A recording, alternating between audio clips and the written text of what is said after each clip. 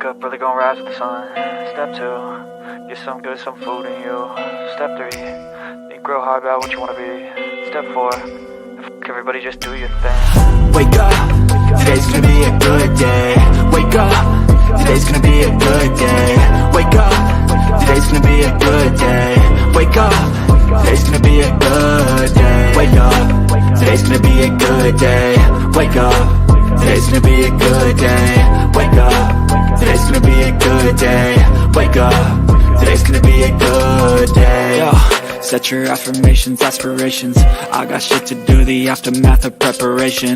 Good food, good mood, blood in circulation. One step at a time, yeah, that's how you make it. Set a goal you control and the steps you take them. I try to pick one thought, have some concentration. And if I make a mistake, it's called education. I try to do this every day, call it replication. Wake up, today's gonna be a good day. Wake up, today's gonna be a good day. Wake up, today's gonna be a good day. Wake up, today's gonna be a good day. Wake up, today's gonna be a good day. Wake up, today's gonna be a good day. Wake up, today's gonna be a good day. Wake up, today's gonna be a good day. Life ain't easy, yo, I think there's a reason though. Ups and downs, just like every different season, yo. Sometimes I'm high, other times I'm barely breathing, though. I always gotta fight and hide from the demons, yo.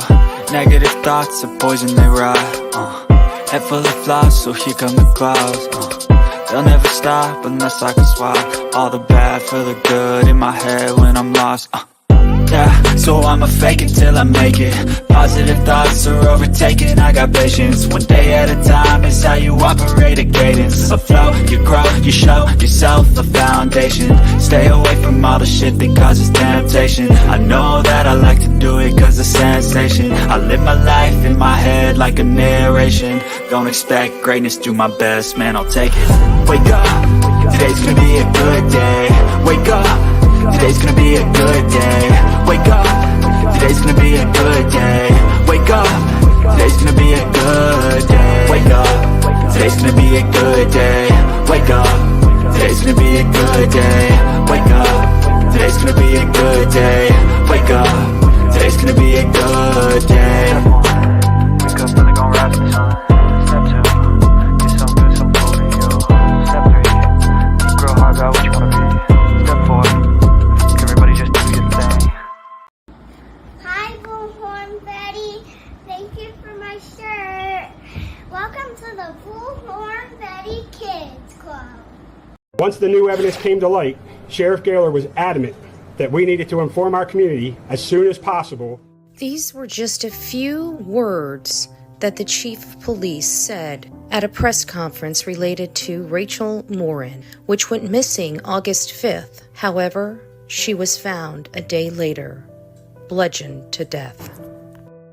Rachel Morin, mother of 5, often found comfort in being outdoors and working out. This was no different August 5th, around 6 p.m. when she went to the Maupaw Heritage Trail in Bel Air, Maryland. Nobody really knows what happened on that trail, but whatever it is, it was really horrible. A teenage girl found her body the next day during search efforts. The horrific scene only can be what is left to imagination. Her death has grabbed local, state, national, and international headlines.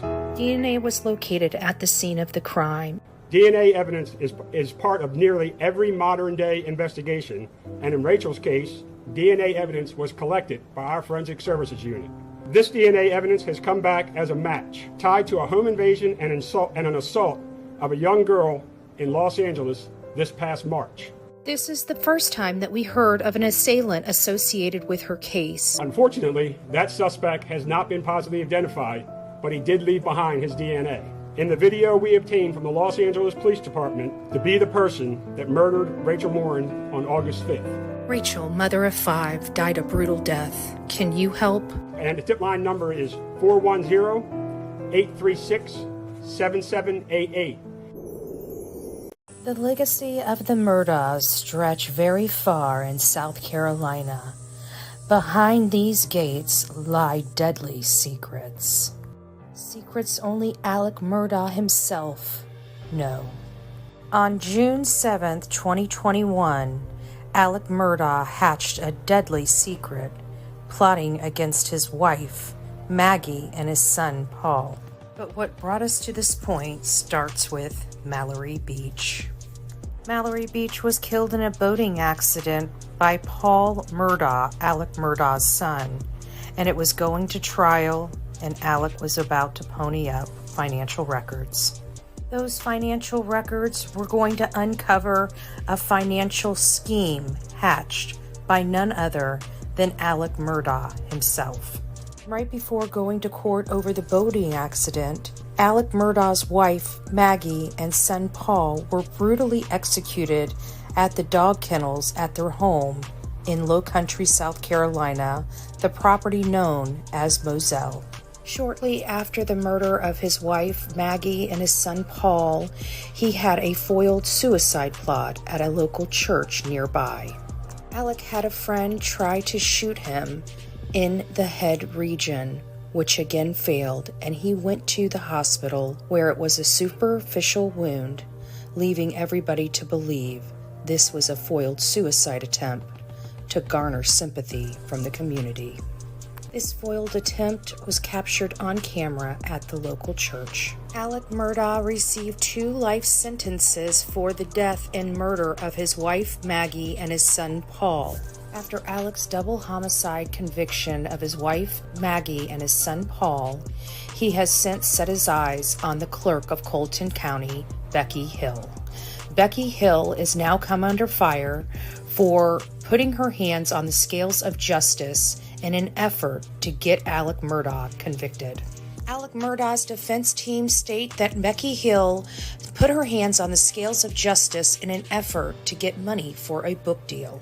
Alec Murdaugh has a hearing for a motion for new trial coming up on January 29th. This hearing details how Alec Murdaugh believes Becky Hill, the clerk of Colton County, put her hands on the scales of justice in an effort to get a guilty verdict from the jury. The judge in the matter stated that she will be willing to hear from the jurors and Becky Hill only at the most recent status conference hearing. Welcome to the Bullhorn Betty Crime Stories channel as we prepare to go to this hearing to find out whether Alec Murdaugh does indeed get a new trial. Summer Wells went missing on June 15th, 2021. She disappeared from her home at 110 Ben Hill Road in Hawkins County. On her 2-year milestone, we placed this banner on the side of the road.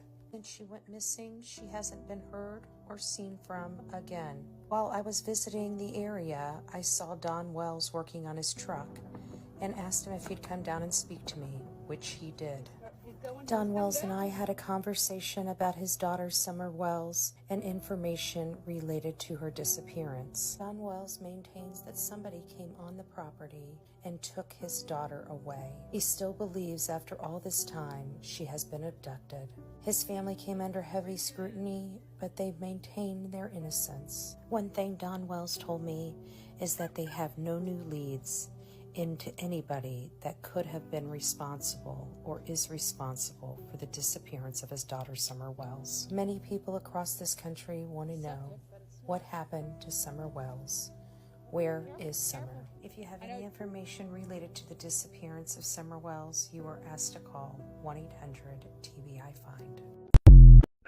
Welcome to the Bullhorn Betty Coffee Club.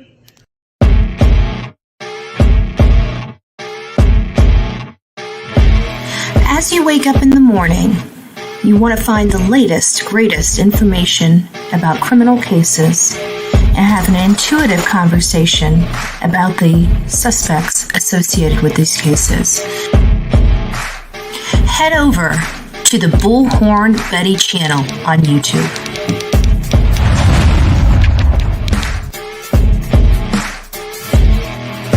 Get breaking news right here on the Bullhorn Betty channel. Welcome to the Bullhorn Betty Coffee Club. Enjoy your stay and enjoy your day.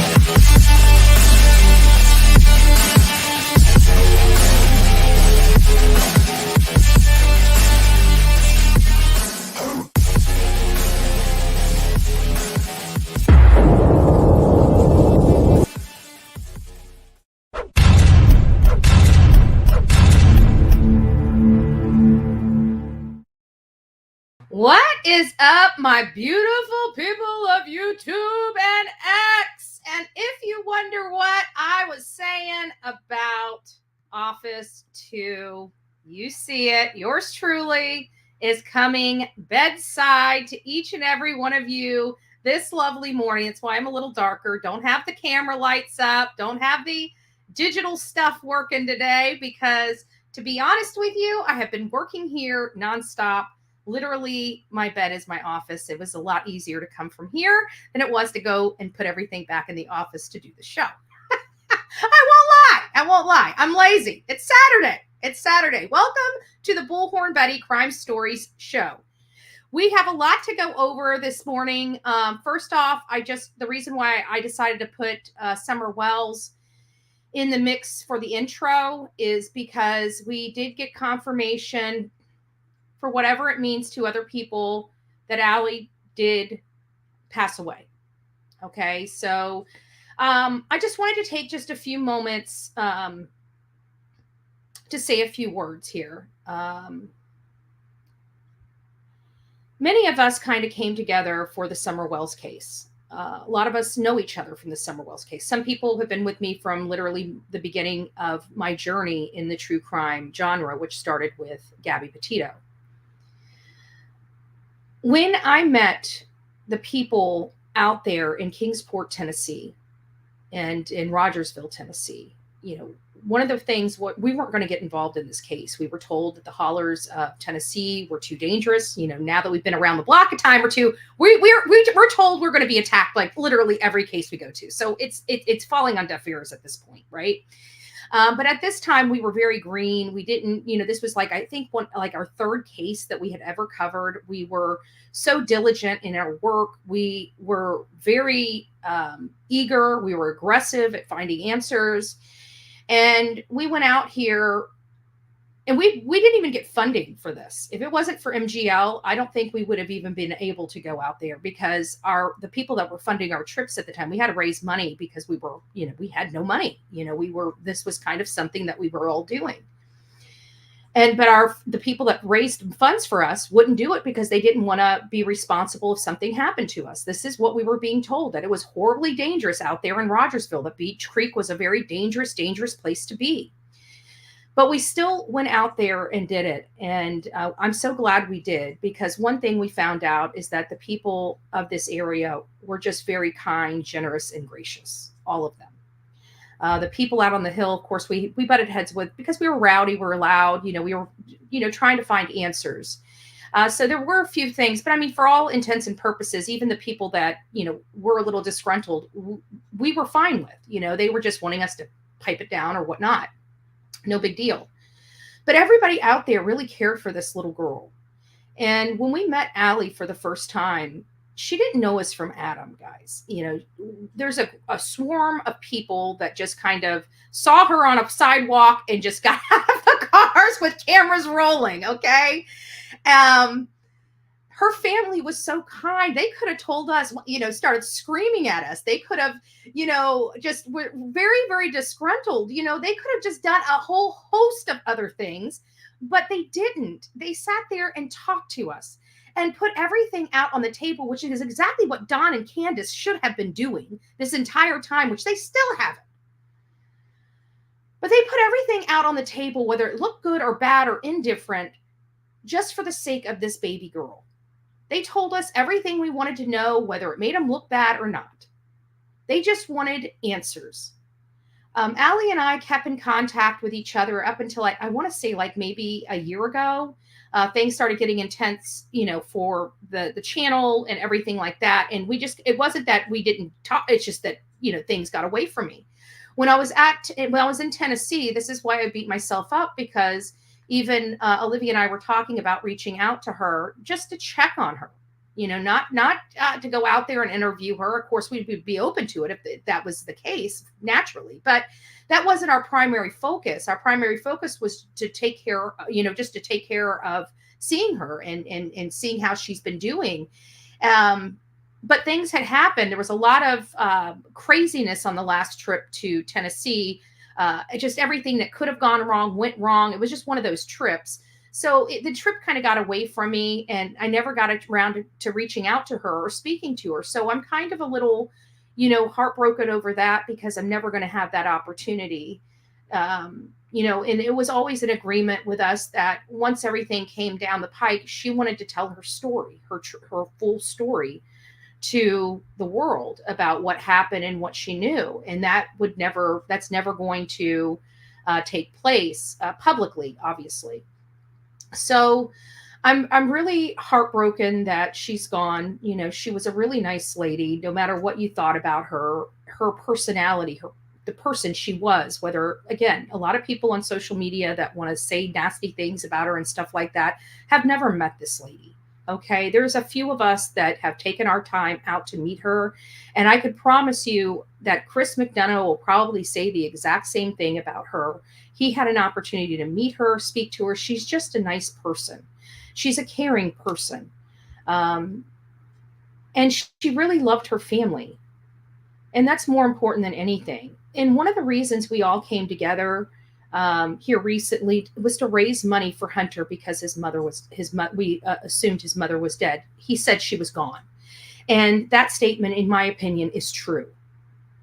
No matter what anybody wants to say about him, I'm not saying he's a good kid and he's made all the right decisions or anything like that. But when he came to the world and said his mama was gone, he was being honest.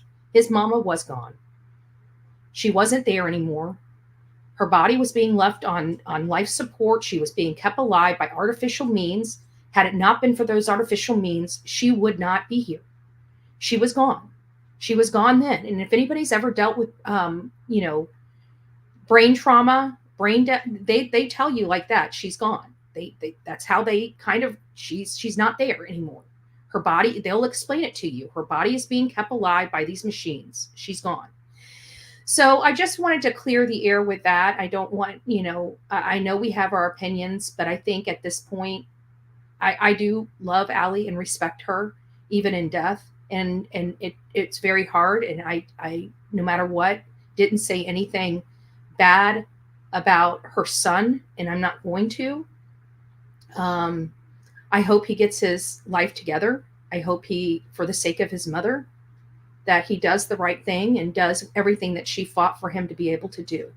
And that's to be a productive member of the society and to live life and be happy. That's all she wanted for her son. This event almost robbed her of that. She said her son has never been the same since that day. And I truly believe her words, despite what Hunter may say now. So with that being said, I just want to take a few moments for silence. I know you guys are probably writing in the chat. I can't even see your comments yet. We'll get to them in a second. So I just wanted to take a few moments, if everybody would like to join in with me, just for a moment of silence.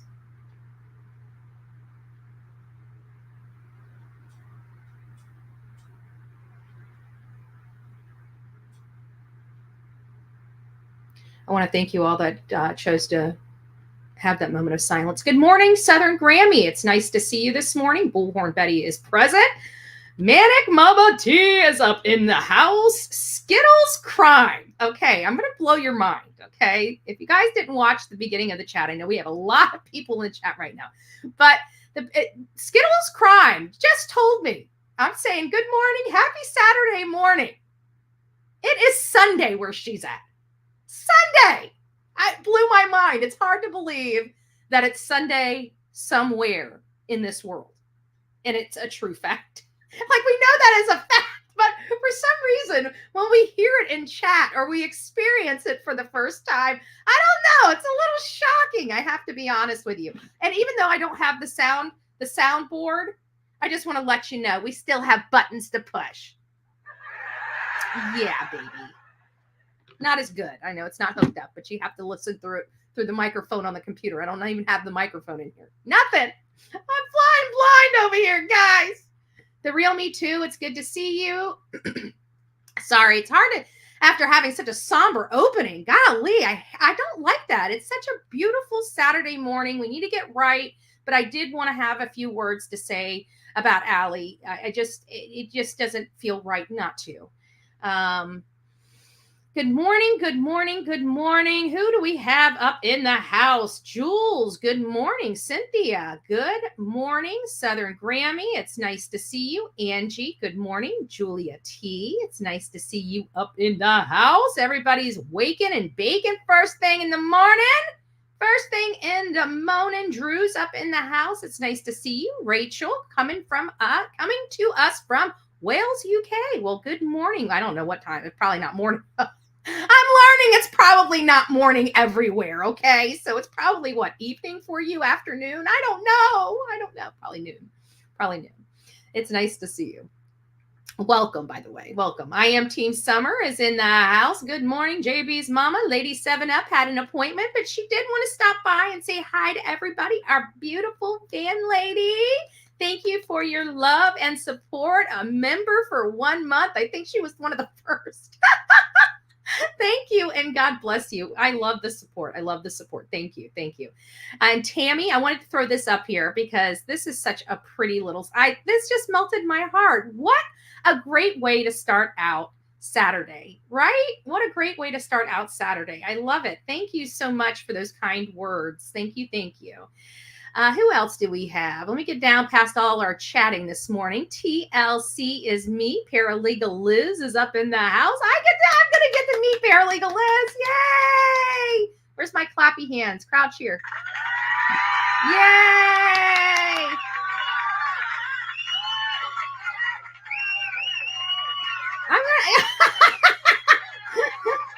It's going to be great. I'm happy.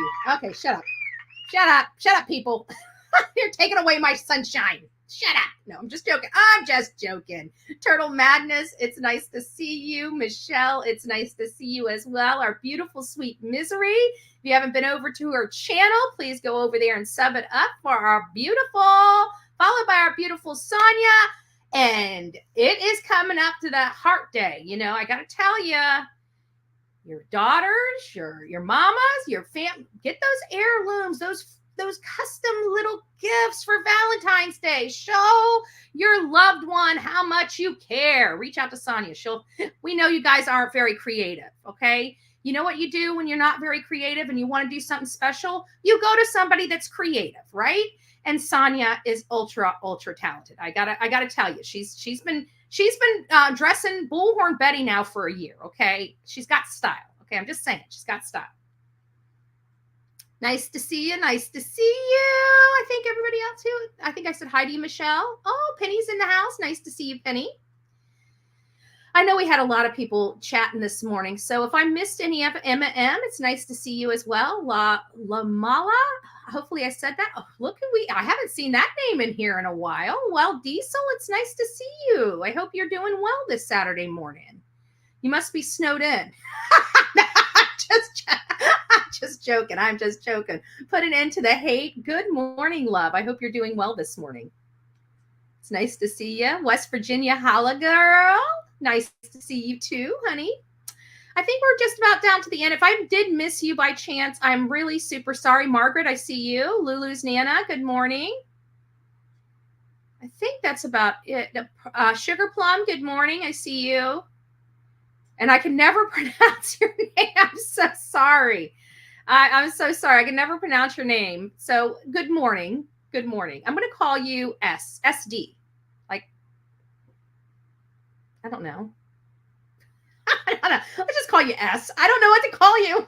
If you could pronunciate your name and maybe like, I don't know, maybe I can say it better. I'm so sorry. I remember Sean, she had to do that to me because she spells her name a little different as well. Mason, it's nice to see you. Oh, nice to see you. Well, welcome. It's nice to have you here. I'm crazy, so don't worry about it. If you're crazy, then I'll make you feel sane. It's like, you know, I've got a fake reputation to uphold. I need to stop. Kat in the chat, it's nice to see you. I think that's about it. Did I say? Oh, Steffers, our original coffee bean. It's nice to see you, love. Nice to see you.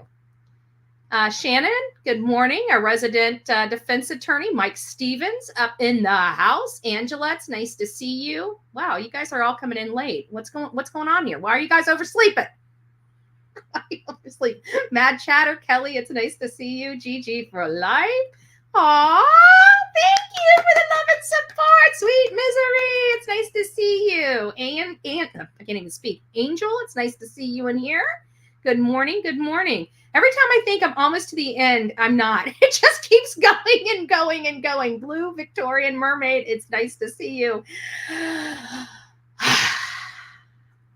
I'm at the end. Yay! Yay! All right, I'm done. So we know, for many of you that are just coming in here that don't know much about the Michael Monkey Vaughn case, Summer Wells went missing June 15th, 2021. And she just kind of stole everybody's hearts. Well, about 45 days after she disappeared, a little boy from Fruitland, Idaho also disappeared. The unfortunate thing about Michael's case is because Summer's case was going on at the time, his case didn't get a whole lot of attention, the attention that it should have gotten at the very beginning.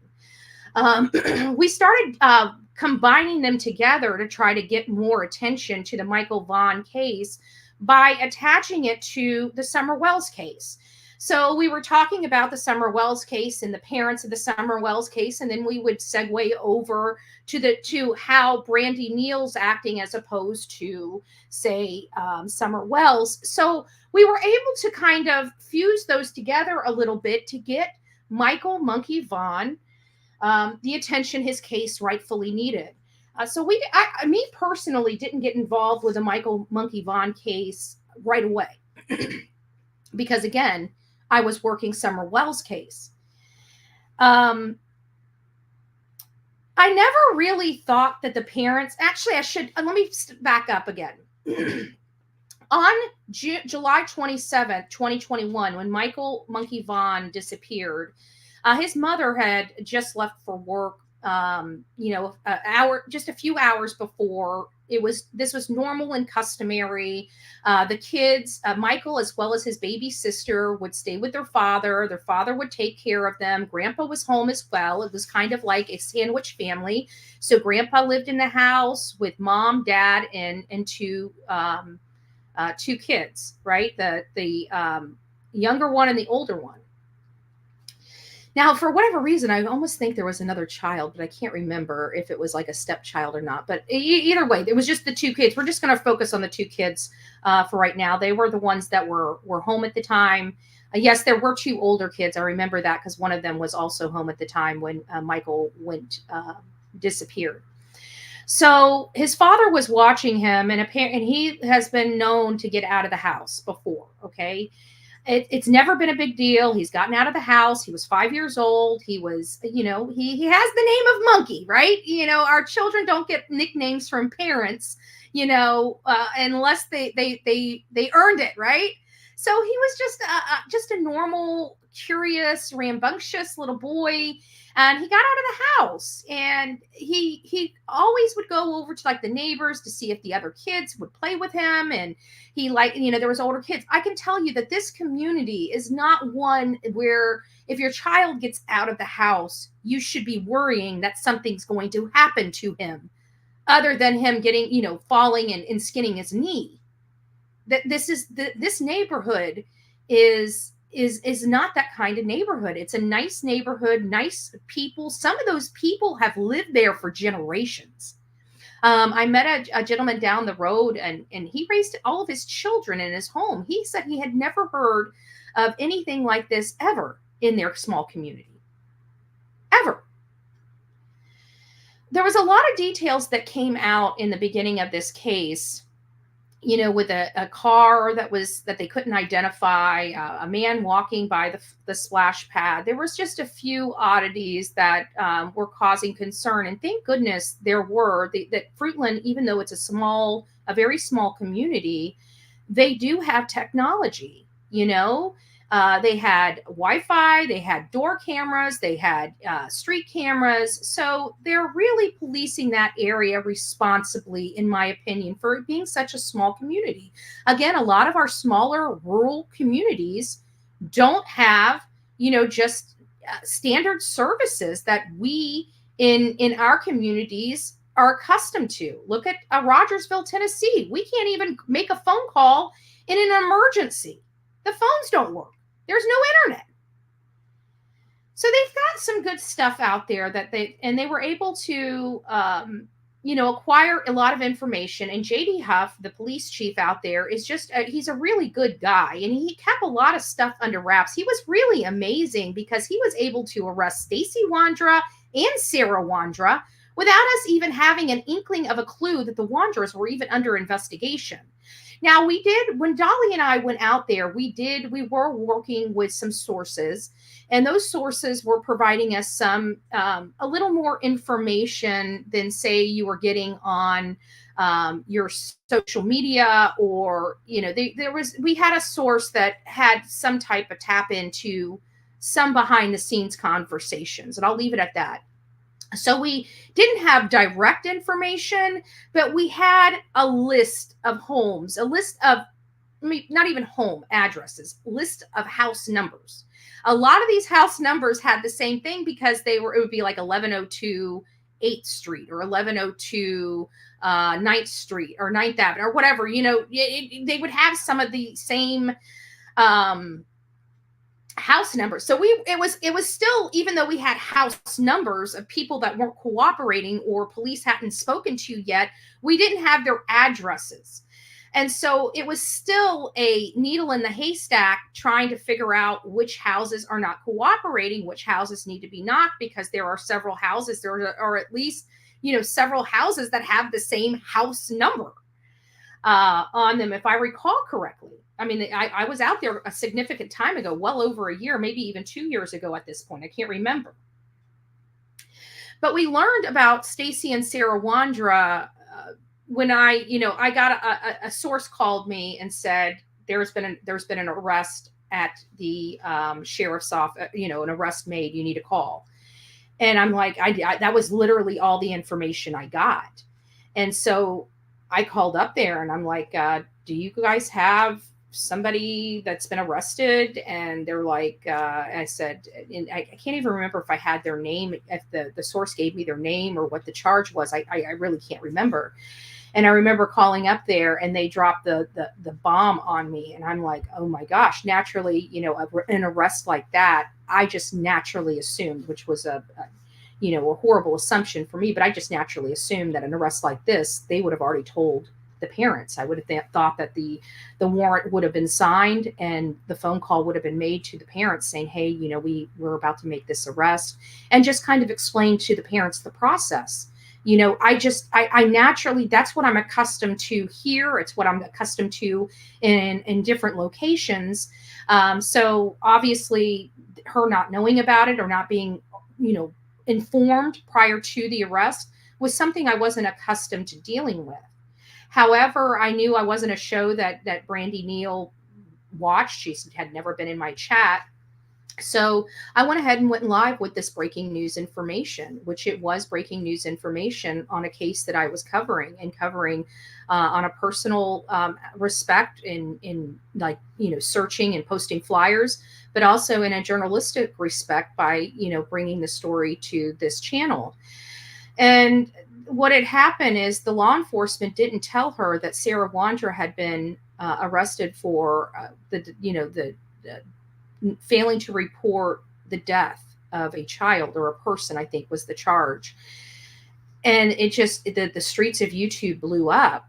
But, and then one of these channel people that had a better relationship with her literally called her and played that on live tape and literally broadcasted her breakdown on her show. And then try to turn around and blame it on me. And I'm like, this lady doesn't even watch my show. I didn't do this to her. You did. Like, even with Layla Santinello, we had a gal come into our chat room and say, I think I saw her.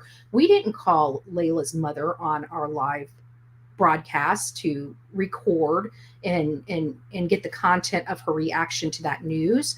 I had one of my contacts reach out to her contact to inform her of the information, so she can process the information privately. Something like this that is dealing with somebody's child, I don't understand why anybody would parade that on this shocking information. I understand we want interviews, we want to learn about things, all those different things. I understand that absolutely. I'm the same way.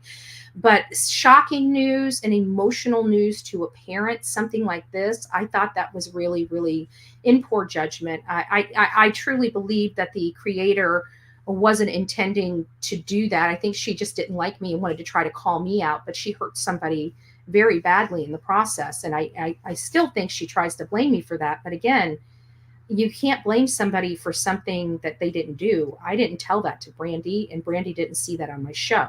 She saw it on yours, and she was told by you. So you're going to have to take responsibility for that at some point, in my opinion. But I digress with that. Either way, we fast forward. Brandy didn't know me. She didn't, she had heard horrible things about me. But this lady chose to meet and sit down with both me and Dolly and give us an interview. And again, when we went out there, she handed us a box of flyers too. Like she, even though she was terrified, she thought, everybody told her I'm coming to her house with a bullhorn. And first of all, I don't go to everybody's house with a bullhorn. You're a piece of garbage that hurts children. Yeah, you might see me in the front of your, on public property, but yeah, in front of your house, right? As I'm recording. So, those are very few and far between. But for the most part, we're there to try to help the families. When the families become cooperative with law enforcement and things like that, yeah, we may have a different strategy, but that wasn't the case with Brandy. Brandy had always been open. She had been out there weeks after. This woman was exhausted by the time we got to her, and it had already been a year. She never stopped going. Brandy Neal never, ever stopped going. So now we're going to fast forward to the fact that, we do now know that Sarah Wondra is in jail. We then learned that Stacey Wondra had been in jail for unrelated gun charges in a different holding facility. And so everybody started looking into this case. The very first interview I think we had with some of these people was a content creator had interviewed Brandon Shurtleff. Brandon Shurtleff kind of described their day. What happened that day, he kind of teetered back and forth that he was seeing Sarah in this matter. But we heard from him, and we've never really heard from Sarah. But Stacey has recently been released from jail, and he realizes that everything Brandon and other people have been saying about him being responsible, because in Brandon's statement to this content creator, he basically said that, him, Sarah, and Adrian all have this like alibi because they were all together, but, Stacey was home alone. He never told us. I don't remember if he told us about the fair. I need to go back and listen to that interview again. But anyways, fast forwarding forward, the first revelation that Stacey was willing to talk was on Crime, Lies, and Lines, or whatever it was. And I had to leave because her mods, as well as her, were so rude to me that I just left. And I figured, I'll get my own interview at a later time. But I really was curious as to what he had to say. So I was really, really happy that Dolly Vision was able to get this interview with him. I trust Dolly Vision's work. I've seen him work myself. I know that he crafts good questions. I know he always seems to get the answers, and I love the fact that he always stays really even in his interviews. You're banned from my channel. Have a nice day. Yeah, okay. Dolly, you got to troll. I know that's not him because, to be honest with you, there's no wrench next to his name. Now, is there? Quit impersonating people for clout, okay? Nobody likes you. Nobody, who is behind that? It's childish, but, so are the felons here on, felons here on YouTube. Sorry about that. Misspeaking and all. So anyway, Stacey's come out. I loved Dolly's interview. We're going to watch Dolly's interview now. We're going to go over it. I made notes.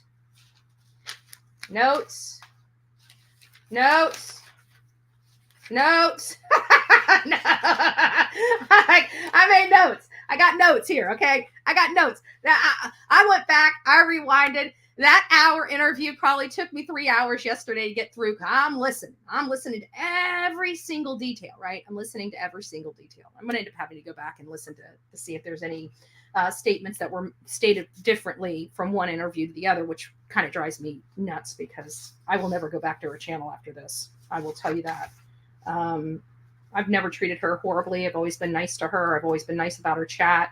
And for her moderators to treat me as bad as they did, and then to follow up with her to treat me as bad as they did, and then her not even apologize for that.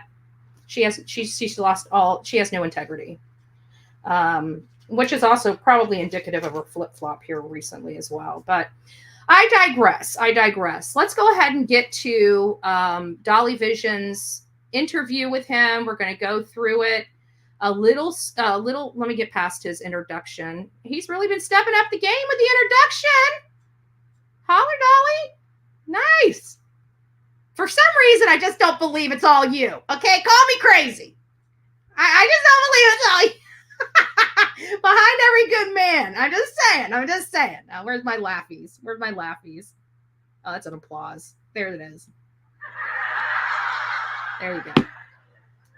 I can't not push buttons. It's just not in my wheelhouse, folks. All right, there's the man with the plan. Let's get this party started. And for doing this, and he did a very good job. What is going? He did. I really do. I like the fact that, if anybody knows anything, be Betty fan. Oh, thank you. All of our beautiful fans are now getting their 1 month milestone. I love it. Thank you. And God bless. Thank you. God bless you. Before we get started, I just want to say a big shout out to Dolly Vision for doing this. I thought he did a very, very thorough job of this interview, walking through the timeline, making sure he understood making sure that Stacey understood the questions. He wasn't trying to do any trickery. You know what I'm saying? He wasn't trying to do any trickery. And I love that about him. All he really wanted was just the information, and the way that it was crafted and brought to us, I thought was very well done. So let me do I have a cheer? Let me do an applause. I don't know how long this is going to be, but Dolly deserves it. There. Okay. It wasn't that right. I didn't go for the full cheer. Okay. All right. Now let's get started. Going on YouTube? It is good to see everybody back jumping in the chat room. There's like 500-600 of you here already. If you're just tuning in, make sure you smash that like button. We have a guest with us tonight, Mr. Stacey Wondra. Stacey, how you doing tonight? Good. How you guys doing? Doing pretty good. It's a pleasure to have you here. Now, guys in the chat, I want to let you know that Stacey wants to speak out and try to clear his name about some of the things that have been said. Now, I want you guys in the chat to be very respectful while he is here.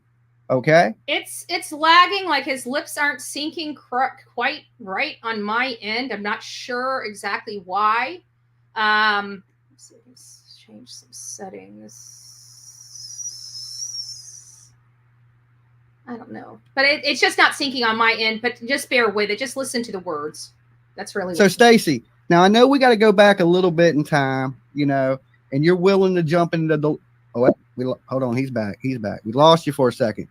Now you're willing to jump in the DeLorean, do 88 miles an hour with me tonight. We go back a little bit in time to the day all this that's transpiring now would have occurred on, which would have been July 27th. 2021. I won't. Just basically tell me how to. Okay, before we get started, I won't be able to watch chat because I am on. We're in Office 2, so I don't have the second screen up. So I've got to constantly bounce back and forth. That's why I'm taking myself off the screen, and I'm just going to be talking behind the scenes and pausing it on the other screen. So if you have any questions, please save those. I'll pop back over here when we start having some conversation, because there are some places that I need to stop at in this interview and kind of expand on.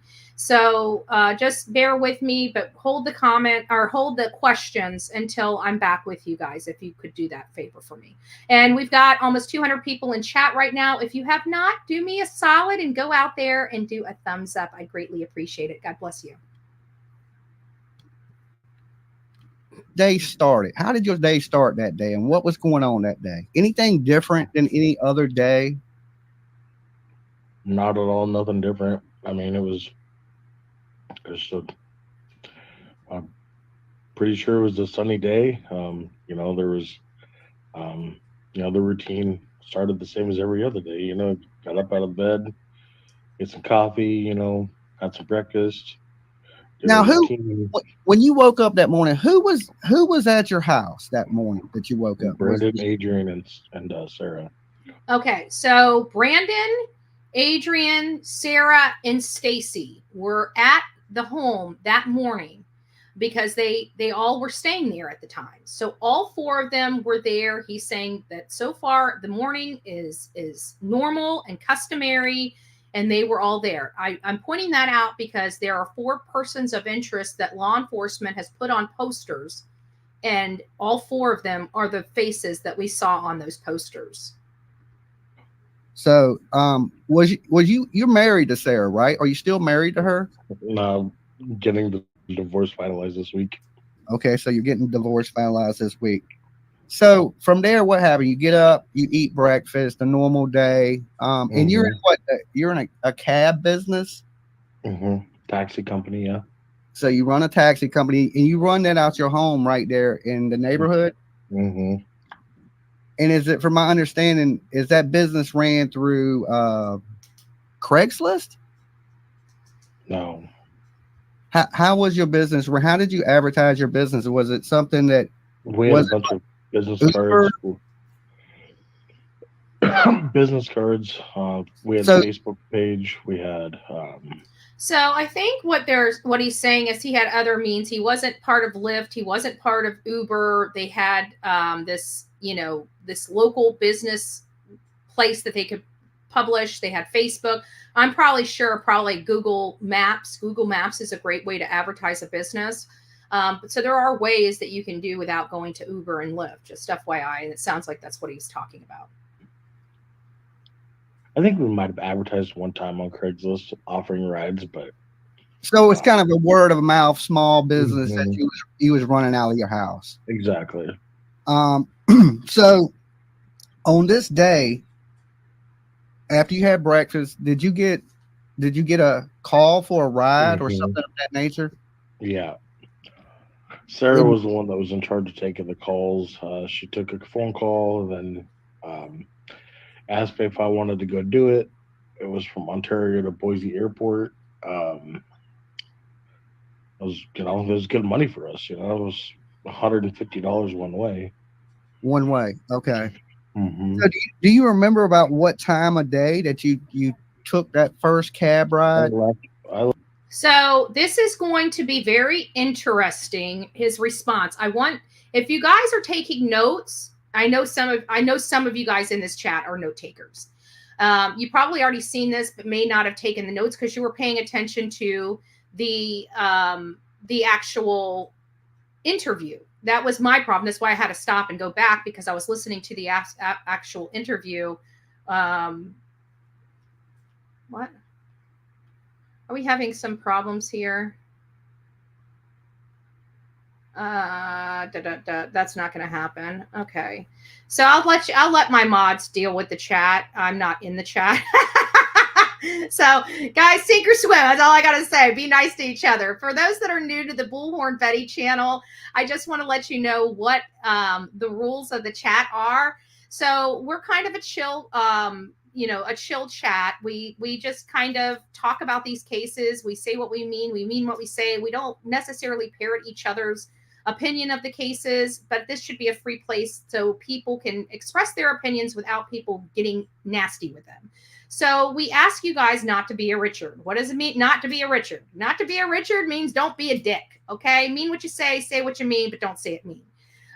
We realize there are some topics in here that do get a little emotionally charged, and we have a system to handle people that are just, just need to settle down a little bit. And we understand that happens. So just please just be kind to one another. There's enough hate out there in the world, and that's why we do the chat the way we do it. So if you guys can be respectful of it, please enjoy it. Enjoy communicating and talking and providing your perspective and opinions about these cases. But just please do it respectfully. We're all in the same boat. We're all just trying to find information out. And, we're all just one big happy family here. So let's just keep everything nice, cool, collective, and good, right? And let's be kind to one another. That's all that's required here. Kindness. It's pretty sad that's really the only rules. Like, all you got to do is be kind. It seems like it's a difficult task for some people. Shocking.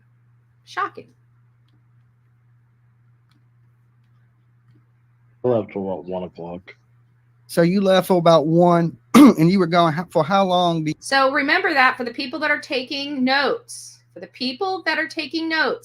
p.m. is an important number. You think you was gone for on that first cab ride that morning? That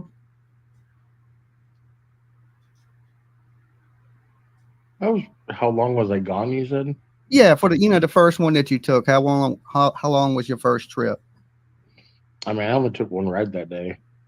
Sarah was gone. The morning time, she took Adrian to Napa or Boise or wherever they went. But that is corroborated, because I'm pretty sure Brandon said about the same thing, that they left earlier that morning. I want to say, if I had to guess, and I don't want to put a specific, I know he gave a specific time that they left, but for me, I can only remember 8:30, 9 o'clock, 8:30, 9:30, somewhere that hour range time, if I had to guess. But I remember Brandon saying something to that same sentiment. So I believe this portion of the interview so far. I know I only did one run, and I left about 1 o'clock. Okay. I got back about 4:30. Before you left, like when you got up, what was the mood in the house like? What was everybody doing? Was they just sitting around? Peaceful. What were they talking about? Anything unusual? Anything strange? Or nothing out of the normal? Not at all. So you left. Did you leave before Sarah left, or did Sarah leave before you? She was gone before me. Okay, so you were there when she left with Adrian. So Brandon, he was still at the house. No, Brandon, Sarah, and Adrian went to Napa or Boise. Okay, they all went together. Although Boise, I'm sorry. Okay, and then shortly after you left to take the that cab trip. Now, just to kind of give you guys some information, the story that Brandon said was really kind of weird too, because if I recall correctly, Adrian was going there to see his kid or meeting somebody there. And we'll have to go back and look at that Brandon stuff, because he talks about the stuff that Stacey knows nothing about, like what Sarah, Adrian, and Brandon were doing when they weren't with Stacey. So it's a very interesting and informative live. So I'll have to review that, and then we'll play that. Okay. So when you come back in the neighborhood, do you know about what time it is? Got back like after the taxi run, or after? Yeah, after the taxi run. Vehicle. Like 4:30. So you got back about 4:30. All right. Correct. So when you got back home, was anybody there? No, it was just me. Okay, just you. Oh no, I'm sorry. Yeah, no, Sarah and Brandon were home. Okay, so they were already back from dropping Adrian off in either Boise or where was it you said? All over Napa. I don't know exactly where they were. Their stories never match up. So I don't know if their stories never matched. Well, he may have more information than we do about what Sarah's story is. We heard Brandon's story. We have Brandon's story. We have what he says happened. The two people that I don't know, and maybe somebody else might have them, if Sarah has provided an interview to someone about this, specifically about the Michael Monkey Vaughn case, I'd like to see it. If you could send me the URL to bullhornbetty@gmail.com. And also the other person that was kind of elusive, that nobody could ever really find where he was. We knew he was He had came from California. We knew he was in Idaho. There was even some talk about potentially Oregon or something like that. When it came to Adrian Lucen, that's the one that I don't know. I work very, very hard, and not saying that I'm the best investigator when it comes to people, but I looked very hard to try to locate this guy, this Adrian Lucen, and I could never find him. Like, all of his social media accounts weren't used for like years. It was just, but I haven't looked for him in a significant amount of time. But when I was hot and heavy in the Michael Monkey Vaughn case, I looked at every aspect of it, and I just could not locate this man. Nowhere. I knew where Brandon was, I knew where Stacey was, and I knew where Sarah was, but I never was able to ever locate, or just to say, oh, he went here, in 2019, or just something. I never in my life had even seen anything. So anyways, I digress on that issue. So I just want to recap so far. Everything has been nice this particular morning. Nothing out of the ordinary, nothing causing cause for alarm when he got up, which is a little weird, because now that I'm thinking about it, he said he got up and all four of them that were there. I guess the one question is, what time did he get up? And because he just said all four of them were there, but that they left. I think that they left before he did. It may have been what he was trying to convey, but it almost sounded like they were gone when he woke up, but he said they were there when he woke up. I don't know. I was a little confused. I'll have to go back and review that. But everything was there. He left at 1 p.m., he says, around 1 p.m., and he had a trip, but he didn't say where he was starting from, but maybe he said Ontario to Boise, Idaho, to the airport, and it was $150 fare, and he arrived back home between 4 and 4:30 on July 27th. And when he arrived back home between 4 and 4:30, Brandon and Sarah were back because they had dropped Adrian off. But I remember with Brandon, I don't remember the details. It's hazy, but I remember that they all went several different places. And then I also remember him saying something to the effect of him and Sarah went to a specific place and they were by themselves for a while and then went back and picked Adrian up. And I think that was his, and then they went and dropped him off somewhere else, but I can't remember those details. Those details are missing out of my brain, but I remember I can kind of see that action going on.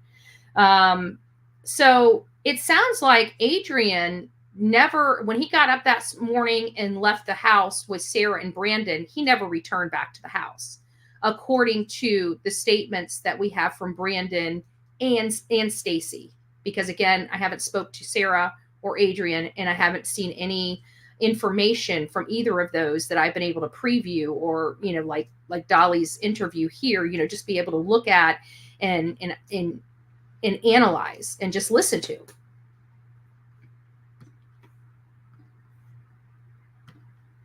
So, okay. It's funny you say the stories don't match up, because I noticed one thing in the News 7 interview that you did. You really said that, you couldn't believe that Sarah or Brandon would do something like this.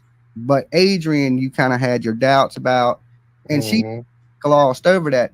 My curiosity is this: what made you think that they wouldn't do this, but Adrian might? That was my curiosity, because I wanted to hear you speak a little more on that. What made you think that, they wouldn't do it, but Adrian might? Is there something about this guy that stands out to you that may be a little different? Yeah, or he's got an infamous history of human trafficking. So that statement right there was pretty interesting. And, I just don't understand. Right. He said he thought Adrian might be capable at this app. I'm not sure what that means. But yeah, and he right. He said he thought Adrian might be capable of it I think you meant at the time, maybe. I don't know. It said at the APP. Was that a mistype or something? I'll let you respond to that. But you're right. but again, everybody here is saying that Adrian was dropped off that morning. He never came back to the house. It wasn't later until the later afternoon that Michael Vaughn disappeared. So it almost eliminates Adrian as a person of interest. So it makes me wonder why law enforcement, had his photo up as a person of interest in this case. Yes, thanks, Betty. He was dropped off. Yeah, that's what I thought. Yeah. What does it say here? What's scary is I don't think it was their first time because some was from a different state. There we go. That's true. That's true. And not only that, but you know what I found odd here is, listen to this and call me. I mean, it's kind of almost conspiracy theorist in the slightest bit, because there's a statement Don Wells said, and that statement was something to the effect of how he has been at a house in California that sold, summers. Okay. And everybody thought that was odd, because how many people do we really know that has ever seen anything like that? Like, you've got to be in, like, I mean, I was low, but not that low. You know what I'm saying? And California, it comes back to California. And then we know that Adrian is from California. And then we're hearing this stuff about him being notorious into this HT type of situation, or ST type of situation. It just, California in both of these cases has been associated with this type of transaction. In both of these cases, Summer Wells and Michael Monkey Vaughn, it's just a little uneasy. You know what I'm saying? It's a little uneasy. And we know people are here preying on our children, that we have to keep a close eye on them. Literally, they are everywhere now. They are literally everywhere. It's awful. Let's see. Good. Oh, hey, Just Dab. Nice to see you. In my opinion, they could have took Monkey before they dropped him off. It's possible if their timelines add up, because Michael Monkey Vaughn was definitely the afternoon, because his mom didn't even leave home that day. If I remember, like noon, she had to go to work and be at Albertsons. So she left around noon or something like that, if I recall, if I had to go off my memory, and was at work. And she was only there for, I want to say, you guys are going to have to correct me on this, but I want to say a couple hours to a few hours before she got a call that he was missing. And that's kind of when her whole entire life flipped upside down. Is Betty ever getting the main channel back? Because I still get charged for it. Well, you can keep that channel. It doesn't really matter. It's still open and active. It's just that everybody has kind of moved their memberships over here and is over here. So that's really the only reason why I'm not back on that channel right now. So yeah, the channel will be back. I don't know what I'm going to do with it, because we're all kind of here. So it's like, once it's converted, I don't want to confuse the audience. Everybody's already converting over here. So it's just one of those things. I'm kind of in a quagmire. I don't know what to do. So yeah, that's really it. That's really it. No worries. But it's nice to see you, Dixie. You can change your membership over here, or you can keep it over there. It really doesn't matter. At this point, just doesn't matter. So, it's still, and just a FYI, it's still supporting the channel, no matter which membership count. It doesn't. It's still supporting the channel, so it's supporting the cause. And I think that's where we left off, is that he starts talking about how he's known notoriously for the HT. It's a little concerning that a guy like that was in this community. And a guy like that in this community, a boy just so happens to disappear. I just, it feels uneasy. And the person that was notorious for this HT happens to not be there that day either, happens to leave that exact same day. You know, it doesn't matter whether he left in the morning, doesn't matter whether he left in the afternoon. The bottom line is somebody that was notorious for HT and ST was in the community where a boy disappeared on the same day that that same guy disappeared. I mean, if you look at it like that, it's got red flags, bells, everything, alarm bells just going off when you put it in, you know, couch it like that. But if you think about it, that is truth. Let's listen to how he learned about this. Oh, let me change it back. Of how are you aware? How are you aware of his? The detectives informed me. Okay, while you was in jail. Now you wasn't in jail for nothing to do with Michael Monkey Vaughn. You was in jail for charges. Possession of a firearm. Yeah, unrelated charges. So you was already in jail. Okay, I understand that. So it's hard for me to believe, you know, he seems that you know, you're looking at Stacey in this and he seems docile, right? He doesn't seem like somebody that you would perceive as a person that's a felon and cannot own a gun. Me looking at him, I would never think, you know, and we do, let's be honest, everybody is judged upon their appearance and stuff, and otherwise, whether we want to acknowledge it or not, admit it or whatever, I'm going to admit that it's true. And people are, oh, well, it's just true for you. Okay, well, that's your opinion. But you know, he doesn't look like somebody that I would connect to a felon that can't own a gun, in just my opinion. You get back home, Brandon and Sarah are there at the house. What is going on when you get there? Are they just hanging out? Are they watching TV? Yeah, just hanging out. I don't even remember if we had a TV during that day, that time frame, but because Sarah had really bad fucking, I don't know, psychological issues. She would, one point she'd be like, "Oh, TV's for the devil. It's, you know, it's all blah blah blah blah." And then one minute she'd be, "Oh, we can get a TV now." So we really never had a TV more than maybe 2 or 3 months at a time. And I want to say one other thing is when I'm looking at Stacey and hearing him describe Sarah, they both look like they would be easily manipulated or swayed, in my opinion, to do something or not do something. I don't know their personalities, but just by the interaction that I've seen with Stacey, he seems like he would be easily to manipulate or sway, in my opinion. I think somebody that was crafty would be able and be very successful at doing that. I'm not sure what your opinions are, but that's my opinions.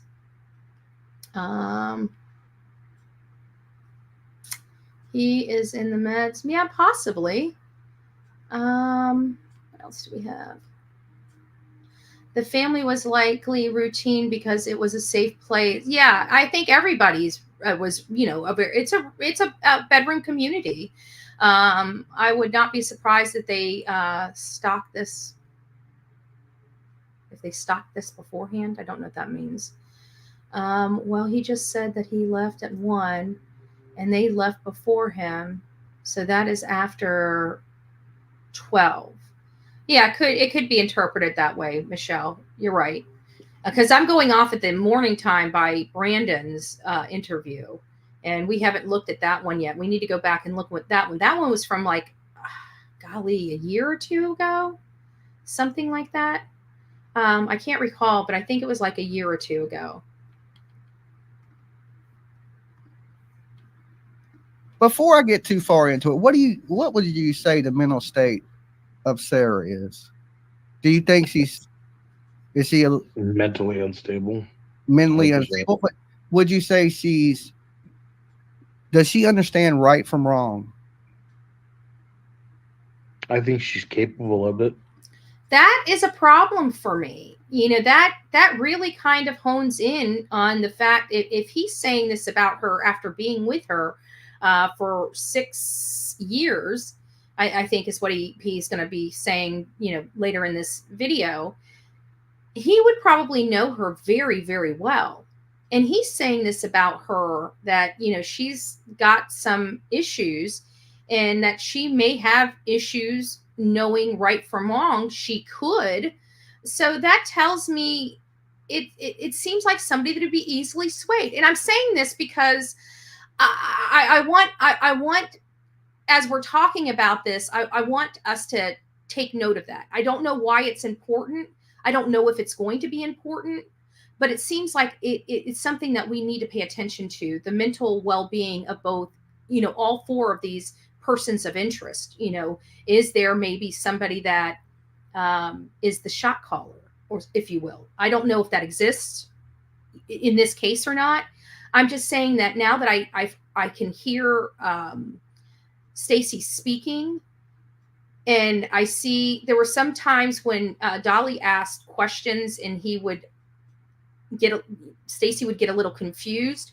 So it's a little telling. So I just want to make sure, were these two people, it's possible they were used and manipulated, which people down on their luck that have no problem doing that, or say somebody that's ultra manipulative saying does HT and ST, you'd have to think that person knows the game, knows how to play people, right? Gets in their life. It could be, right? It just could be possibility. I'm just throwing some possibilities out there. I was talking with a cab business, and they could watch people in the area kind of like BTK. Ooh, interesting. That's very interesting. Very interesting perspective. Creepy perspective. Gives me kind of the EBGBs. I know what you mean when you say that about them being easily persuaded. Yeah, I just feel like I keep watching them, and that's just one of the things that just really is coming to my head. Just like these, even the whole felony thing, him being a felon. How did he become a felon? What did he do? And was he talked into it, or who put that in his mind? Because some people are, their mental illness is like they don't really think or craft things in their head. But once something's put in their head, they can really manifest that into something else and think it's cool because of what it's just the way their brain works. And I don't know, and I don't want to be disrespectful to them at all. It just seems like they could be easily swayed. I'd like to keep it like that. How could someone talk like that about his own wife? He must have not cared before he married her. I think he's angry at her, to be honest with you. I think all of this, maybe he believes that they did something. If he had nothing to do with it, I mean, he may very well have had been right involved with them and just trying to distance himself from it. But I just don't see how, if this did happen, if they are responsible, again, there's not really a whole lot of evidence that's been put to the public that really leans one way or another to anyone, let alone the Wondras. I mean, so far we haven't seen a scintilla of evidence from law enforcement or otherwise explaining how they are involved in this. If if we really want to talk about it, think about it. What have we seen?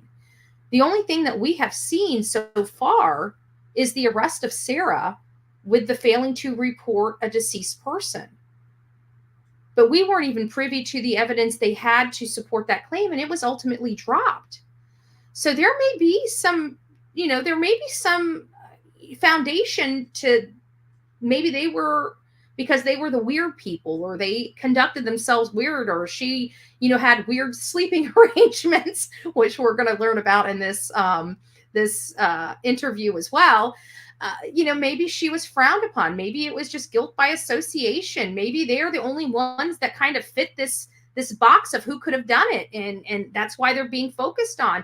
Again, somebody throw it in the chat. I'm here, before we move further. What have we really seen that links these four people, one of them, two of them, three of them, or all four of them, to the disappearance of Michael Monkey Vaughn?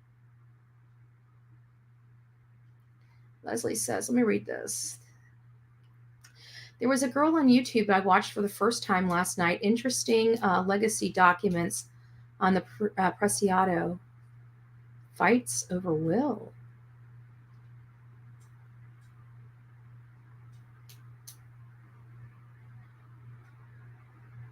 She is Romano's kid's step parent.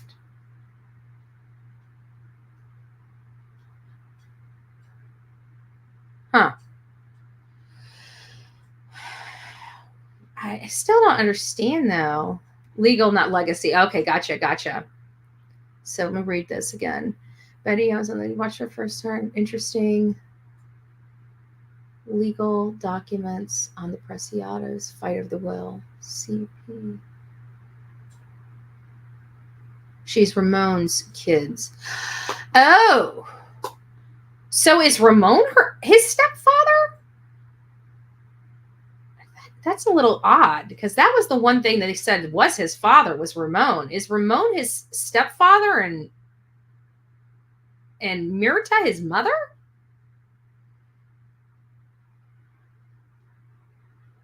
I'm confused. And I saw some of the documents and the will and the fighting over the will, but I didn't see where it showed that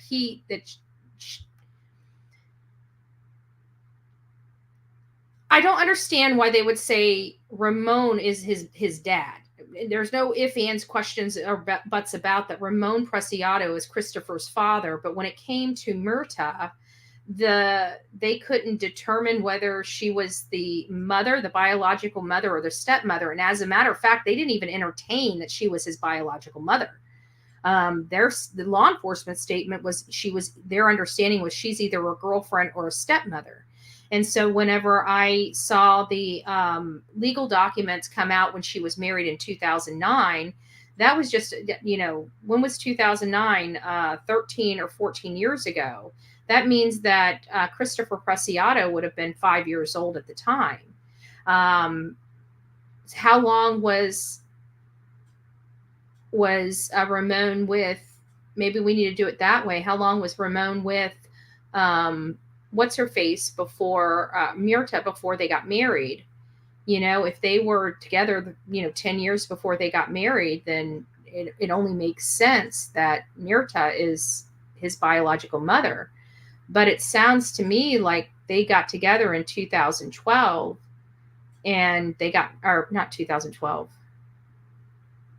because the marriage certificate, I can't remember. I have to pull that up. Maybe you guys will have some stuff, but I'm not sure. And you know what? Law enforcement could be wrong too. And that's what always trips me up is when they're wrong, I rely more heavily on them than say somebody else. Right. And sometimes we forget they get it wrong too. But I did see a few documents. If you would like to send me that though, Leslie, please do send it to bullhornbetty@gmail.com. Send me the link and I'll look at it and review the documents and see what it means to me. That's really all I can, because the ones that I saw so far related to it didn't show anything that said specifically that Ramon is her child, like biological child. When you adopt somebody, you take that child as your child as well. So that's where my confusion kind of could potentially come in. I just need to see more information. What are these? These cases are hard to take, and take time. You want to have everything right before it goes to court. With any kind of crime, they move people around, and you have to have no idea what they can control them. Oh, how they can control them. Oh, yeah, that is part of the stuff. Keeping them away. There, it's a lot easier to manipulate them because law enforcement are allowed to manipulate you and lie to you and get you to confess. That's their job. So. I think that's it. Let's see. Yeah, I think that's it. I will as soon as I get home. Oh, perfect. Thank you, Leslie. I appreciate it. Whether she falls through is a different story. Okay. So you get back, they're just hanging out, regular day. Nothing so far seems out of the ordinary to you. Just regular day, waking up, making money, trying to live. I got that. So what happens at that point in the day? Okay. Where do y'all go next? Brandon asked us to go to pick up his car in Cuna. Okay. And he had been asking us prior quite a lot. So we just put it off, and we're just tired of asking us. So was there anything wrong with his car? Yeah, he blew the spark plugs out of it. Okay, so that's why y'all were going down to pick his car Mhm. up. Now, from my understanding, do you tow a trailer also? I mean, I can tow trailers. I know how. But we How- didn't Was tow a y'all, trailer that was night. y'all, was y'all going to tow his vehicle back, or was you It was going a to? tow strap, correct? Okay, so y'all were hooking it up to your vehicle to Yeah. tow his vehicle back. So, Correct. so he asked you, he's like, Stacey, I need you to take me to get my car. Will you help me out? Mhm. And you're like, yeah, I'll help you. I hate to backtrack a little bit. How did you meet Brandon? They were moving job through Labor Days. So Labor Days, I'm assuming, is like a day labor type of organization. That's what it sounds like to me. But it's weird because I could have swore that I thought Brandon said they met some other way. Do you guys remember what Brandon said, how they met? Because I don't remember ever hearing Labor Days before. And I could be wrong. It might have just been so much time has lapsed since I heard that interview. But the Labor Days just is not ringing a bell in my head for some reason. I have no earthly idea. I see that there's about 250 people in the chat right now. If you guys have not gone out and liked this video, please consider giving me a thumbs up. I really do appreciate it. I really do appreciate it. How did these people come to stay at their house? That's coming up. That's coming up, Tammy. It's going to be explained here. I will caution you. It's it's still weird. Okay, I don't know. Okay, I don't know. I'm listening to this, and I guess younger people are a little, more liberal. I don't know. I'm a prude. I'm a prude when it comes to this stuff. I have to be honest with you. And some of the stuff that they talk about, it's got Bullhorn Betty over here blushing like, oh my, like I can't believe some of this stuff goes on. I gotta be honest with you. I'm not lying. Okay. And so I'm trying to understand. I really, really am. And I just got to say, it's just a little weird for Bullhorn Betty, okay? But I don't want to be judgmental when it comes to this, to each their own. We know there's all different types, there's alternative lifestyles out there. And what you do behind closed doors is your personal and private business. But it's a shame that it has to come, that this has to be a discussion topic for somebody else's life on YouTube. But in all fairness, it's a topic that this person has chosen to bring up and put on public display. So I will try to be as ultra respectful of this as possible. But I got to tell you, if my cheeks are a little red or my face turns into a lobster, just please understand I'm doing the best I can. Okay, thanks. So y'all have done, is it true to say y'all have done different odd jobs, I guess, on the All the internet? time. I used to be huge fanatic, huge fan of doing odd jobs. It was an easy way to make some money. Okay. I can understand that. So y'all decide that you're going to go ahead and take him and tow his car back to his house. Now, listen, there was at one point, I guess it was believed that you was at the splash pad around 1:30 that day. Mm-hmm. So, again, for those that are taking notes, now would be a great time to be jotting down times, right? There's just some questions about the whole splash pad. I think he kind of explains it well, but I can tell you I have a lot of additional follow-up questions related to the splash pad and the why he was there and etc. But I digress. For the purposes of this show, we're not going to dive into it.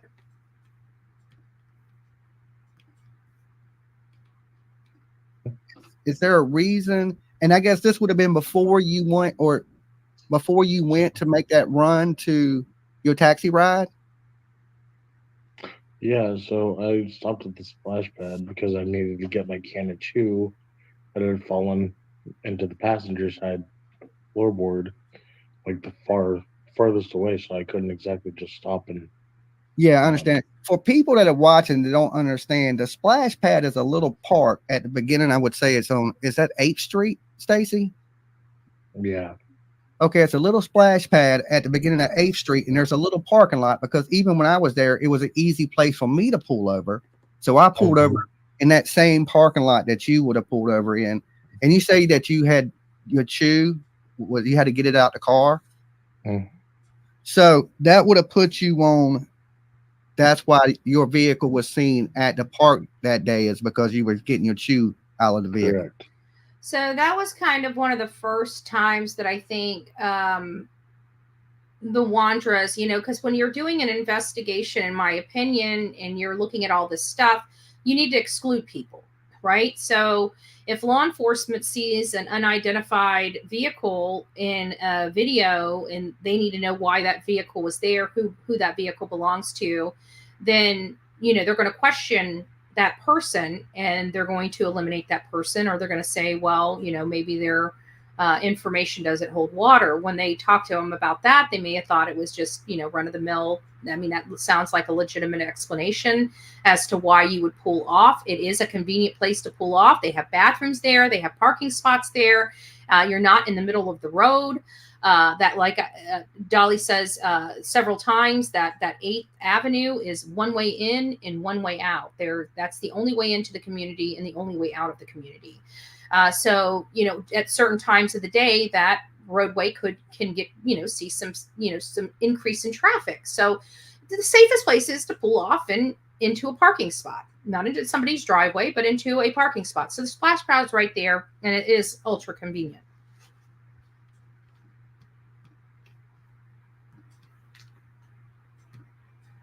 Okay. Now that day was around that time of the day. Was Brandon with you at all? It was just you at the splash pad, correct? Oh, it was just me. Oh, okay. Just so you guys can see. So at what time? Okay, yeah, long cut. Longhorn. Okay. I'm a huge Copenhagen nerd, but this was the cheapest I could get, so I was okay with that. Okay, so so you go off, you do cab ride, you come back home. Brandon and your girl is there now. Now, I don't really like to dive into your personal relationship, but I mean, you've openly said things on the news and on other channels that she was sleeping with Brandon. Oh yeah. Okay, and that you was aware of that because you wasn't sleeping with her, and it was consensual that you gave them permission to sleep. Okay. Yeah, for a couple days. Yeah. And then I guess from what I'm hearing, it went a little longer than a couple days, kind of thing. Yeah, a week or a couple days turned into a week. A week turned into like 2 weeks. 2 weeks turned into a month. So was y'all? So again, I don't want to whatever. That's not the discussion of this. There is going to be a point why I want you guys to pay attention to this information, because we are going to come back to it. I chew Longhorn mint. So we got a fan up in here. No, I'm just joking, Bob. I'm just joking. I got to tell you before we get back to this, because this whole chew thing, it always brings back this horrible, horrible memory. Okay. Horrible memory. I used to drink. And my ex-husband, he chewed. Okay. And guys apparently like to take the beer bottles and spit their dip stuff in it, right? And that's a background. I wish Lady 7-Up. One day that piano will be mine, right? One day that piano will be mine. Shoot, I think that piano was like freaking, I don't know, $60,000. I don't know what pianos cost. What do pianos cost this day and age? A kidney? A lung? Yeah, you guys see where I'm getting with it, okay? And of course, I'm going to grab my bottle. I ended up hugging a toilet for a good 20 minutes. I have PTSD, okay? I sniffed my beer. Do I smell wintergreen in there? I have that memory. Trust me, I don't drink anymore. I don't drink beer. And I bet you somebody in my chat has had an experience like that. I guarantee it. I guarantee it. Y'all inviting, I hate to get too personal, was y'all inviting people into the relationship like that a lot? Or was this kind of, no. Is this kind of a new thing? Yeah. Okay.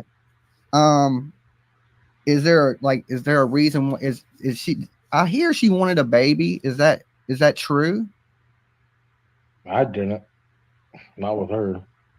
But how much had she talked to you about wanting a baby? That sounded like a frustrating response. I don't know necessarily if I believe that. I do think, maybe I think he's mad at her right now with everything. But I have to think, if you're going to agree to allow your wife to be with another man, I believe there's other ways besides this. But again, I don't want to get into the details. That's just my prettiness coming out. But either way, I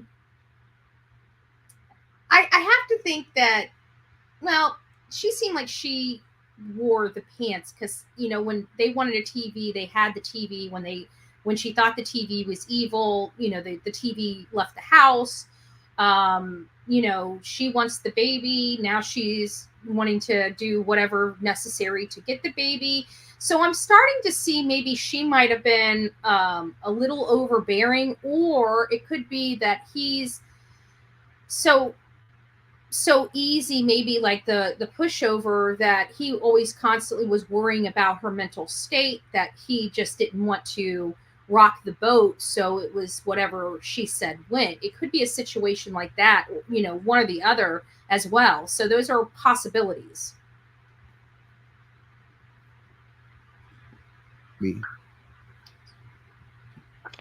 I mean, it's always been, a thought process. It's just not like we sat there and talked about it for hours. Yeah. Okay. But she would bring it up to me. But when she when she told me after she cheated on me that she caught herpes, that was just the end of the whole sex. Now this was cheating. And I wish I could have just passed through that. I think that's a little too personal for YouTube. And I just want to put a disclaimer on this as well, that just because you hear something from a channel member or somebody that's a channel guest make a statement, that doesn't necessarily mean that statement is true or correct in any way, shape, or form.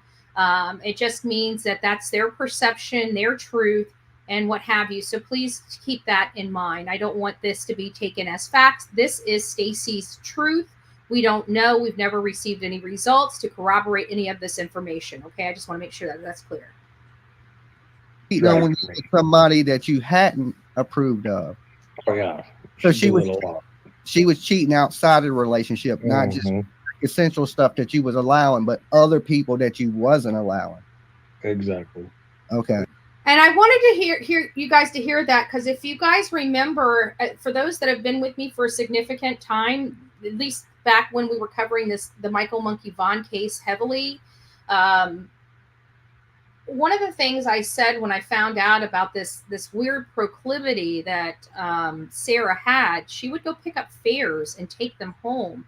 And I remember saying how weird and creepy that kind of was to me, because every time I've ever taken an Uber or a taxi, I don't recall the conversations getting that personal, whether they knew I was hard up or not. I don't know, even if I was hard up, how many of the taxi cab drivers would take me home with them. This is not the first time she's done this. We've heard this about a few people. And so I'm just a little, maybe he just thought she was trying to be a good Christian woman and didn't think anything of it, and didn't realize she was bringing them home and,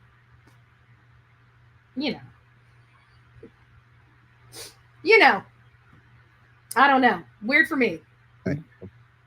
So around that day, you decide that you're going to go ahead, you're going to take Brandon to get his vehicle, and you decide to leave. Okay.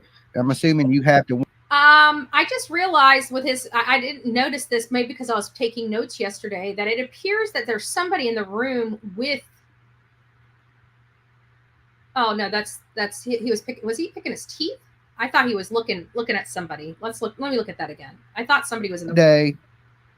You decide that you're going to go ahead. You're going to take Brandon he's talking to get his vehicle. I think he asked her for a beer or something, asked somebody for something. So somebody's in that room listening to this and knows that he's giving this interview and everything. I that was the first time I thought he was alone for some reason. I guess is my thought. I didn't realize somebody was there with him. Decide to leave. Okay.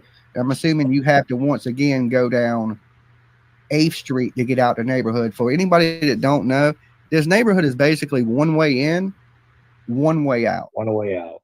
Yeah. When you go in, you have to go past the splash pad to get in it. You have to come past the splash pad to get out it.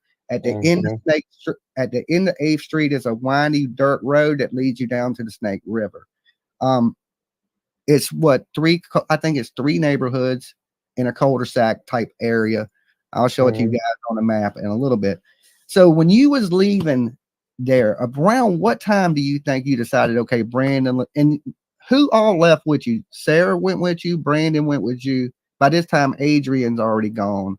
Yeah, so it's just us 3. So y'all load up in what vehicle do you load up in? Took the red GMC for the burgundy. The GMC. So at some point you're leaving. Do you stop anywhere on the way? Yeah. No, we didn't. Sorry. Okay. My puppy's just working.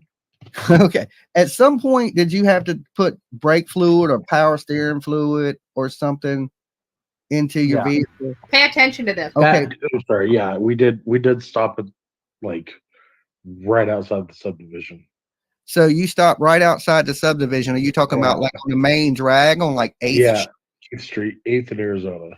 That stop sign right there. So you come out your neighborhood. I guess my only question with this statement is, why didn't he do this at his house?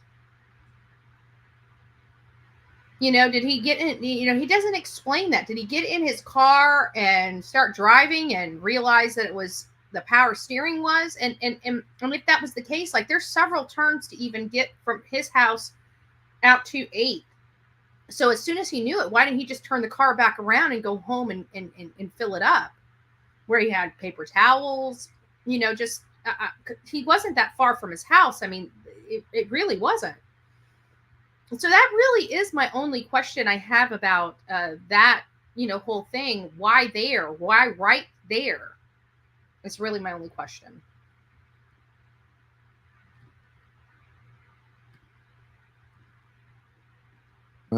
And you come to 8th right there at the corner.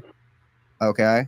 And you stop and you put power steering fluid in your vehicle. Yep. Now, was you the only person to get out the vehicle at that point? Yeah. Okay. So you check the level. You see it needs some power steering fluid. Now, while you was there, did you notice anything?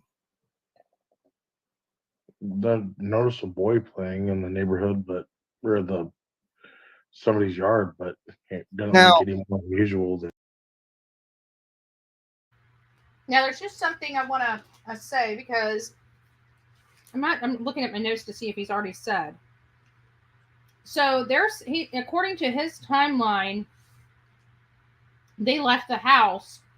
According to this interview here, they left the house 5:15, and they believe, or 5 or 5:15, and they believe they stopped. They stopped outside of that for a little bit. Let me go ahead and play it. I don't think we're quite there just yet. I don't think we're quite there yet. I don't think he said it just yet. Hold on. Now let me I know the area pretty good. So when you come out your neighborhood, there's a field that sits adjacent straight across from your neighborhood, right? Mm-hmm. Okay. Now, if you was to go down, the first right would be let's see, the first right. I don't know what the name of that street is off of 8th. Okay, repeat. What are you asking? Which Where I'm just trying to get a location where you would have stopped, a good general basis of where you stopped. Like when you, so do you know where Arizona is, right? So you pull out the subdivision, Hidden Meadow subdivision, and you take a left, and right there's a little dirt patch right before the I know exactly what you're talking about. yep. So we pulled off right on the right hand side of the road. Okay. Okay. Before the stop, before Arizona. Okay. Now let me ask you this Probably now. 500 feet before. Okay, so in this, what time would you think this was during the day? 5:15. Five. No, sorry. We left about 5:30, so it'd been like 5:40. So he's saying that they left at 5:30 and they made it out of his neighborhood and onto the main drag by 5:40. This is, and the reason why I'm bringing this up is because according to law enforcement, it wasn't until between 6:40 and 7 p.m. that they believe that Michael Monkey Vaughn disappeared. According to the statements of Stacey, there's no possibility that they could have been there when he disappeared, because he disappeared almost an hour after they left the community. And then we go back to, he saw an older boy about 8 or 9. I don't think he got to that just yet, but he saw a boy about 8 or 9. So he says, and that would be indicative of the older boys that were being referred to by Monkey's mom. I don't know how old the older boys he played with were, but that day he was going over to an older boy's house to see if he could play, and his mother told him he wasn't there or he couldn't play, and sent Michael home. And she actually watched Michael walk to the mailbox.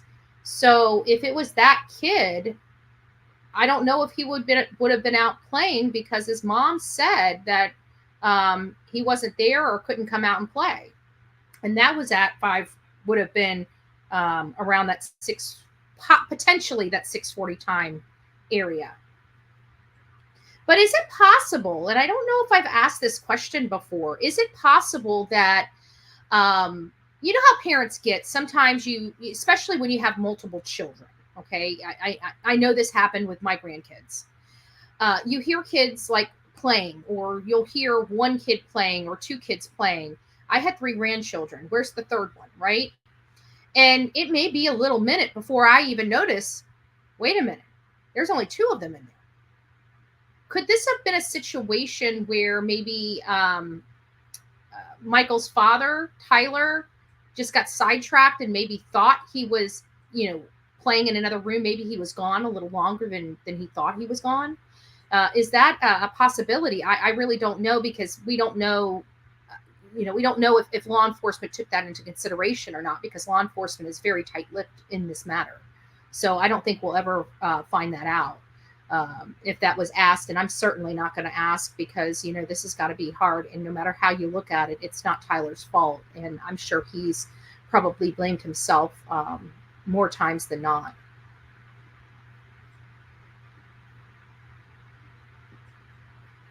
$5.40. Okay. Hand me my bottle with her, please.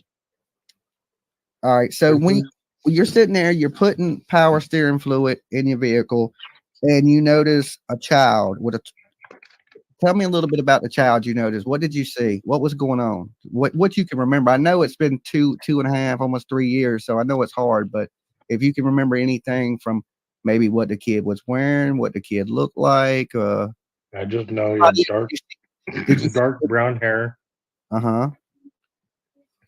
He was taller, like he had to have been 8, 9, 10 years old. Did not look anything. Not. I mean, mind you, it wasn't a clear picture. You know what I mean? I wasn't really trying to pay attention. Yeah, you was putting power steering. Always pay attention to my surroundings all the time. but nothing was unusual about it. Like you just seemed like a normal kid just playing in the neighborhood. Yeah, and you say he had a toy. Do you remember what kind of toy he may have had? No, Oh, you don't. I didn't pay attention again. I just know he was playing with something. Is all I know. And you didn't see nobody else around the kid. Was he in a yard? Yeah, Or was he- he was in the neighbor's yard. Yeah, or one of the people's yards off of East Street. But Okay, I okay. assumed it was just So somebody's kid. I just He found that wasn't playing statement in none of the odd. He was field. in somebody's street. It almost implies that he knew him, because how did he know that if he was in a yard, it wasn't his yard? I guess, I don't know. That just popped in my head. I didn't pay attention to that, nor do I even have notes. But I just realized when he said it again, for some reason, it just seemed like it just stood out to me just now. Fields over there. No, Oh, okay. That's what I was trying to get at. Was he in the field or was he near? Because a lot of that is outside field, a neighbor, outside a house, like in the so front yard. across from the field, which would sit right across from the field. Okay, okay. Sorry, Robert. I think, if I recall correctly, don't quote me on this, because I'm 50-50, but I'm pretty sure I remember Brandy saying on another channel that she's never heard the Wondras before this investigation. She doesn't know them, or if I recall correctly.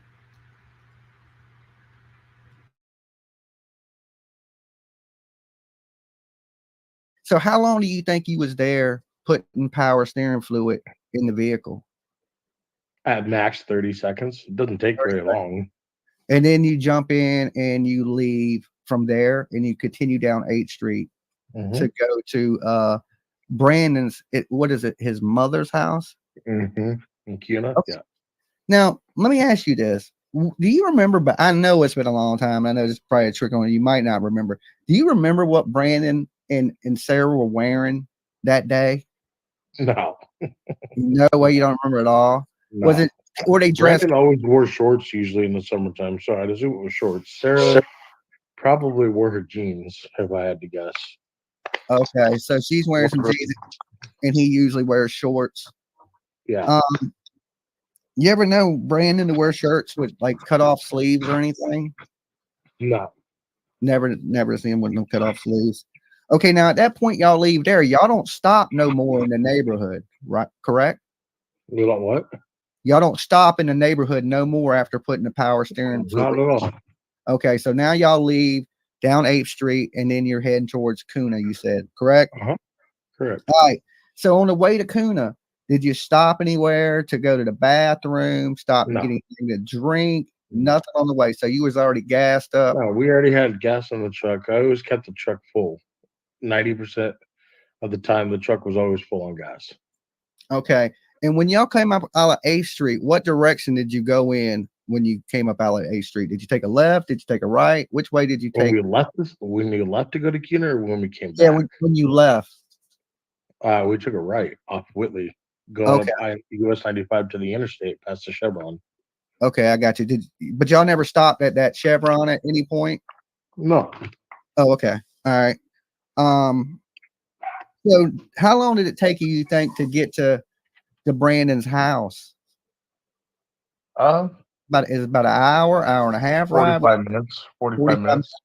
All right. It Okay. depended. I don't remember So exactly. 40. So if we were, he may not remember specifically, but I'm sure he's drove this drive multiple times before and has an idea, because he's in a taxi service, right? So I have to think that he's taken people over to Cuna before.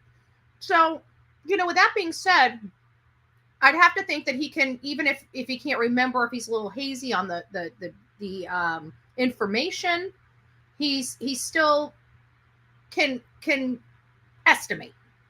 So 45 minutes. So he says that he left the community at 5:30. When they stopped to put the power steering fluid in right there as they left their community at, he thinks maybe 5:40.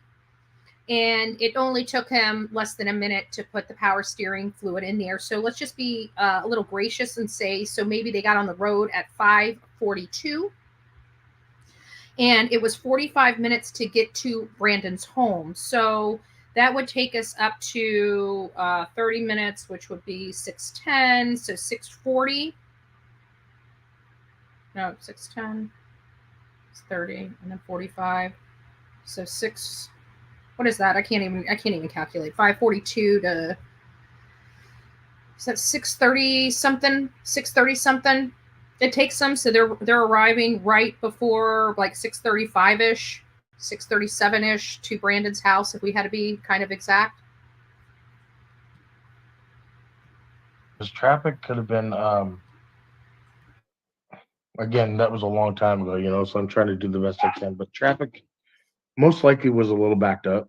Uh-huh. But traffic is only usually backed up coming from Boise to Ontario, not usually going from Boise to Ontario, or Boise to, or Fruitland to Boise. Yeah, I follow you. Okay, so y'all didn't stop anywhere in between the trip. Y'all No. drove straight over to Brandon's, and that was his mother's house, correct? Mm-hmm.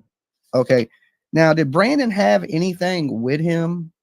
He had his duffel bag full of clothes, but it was small. It wasn't even a huge duffel bag. It was tiny.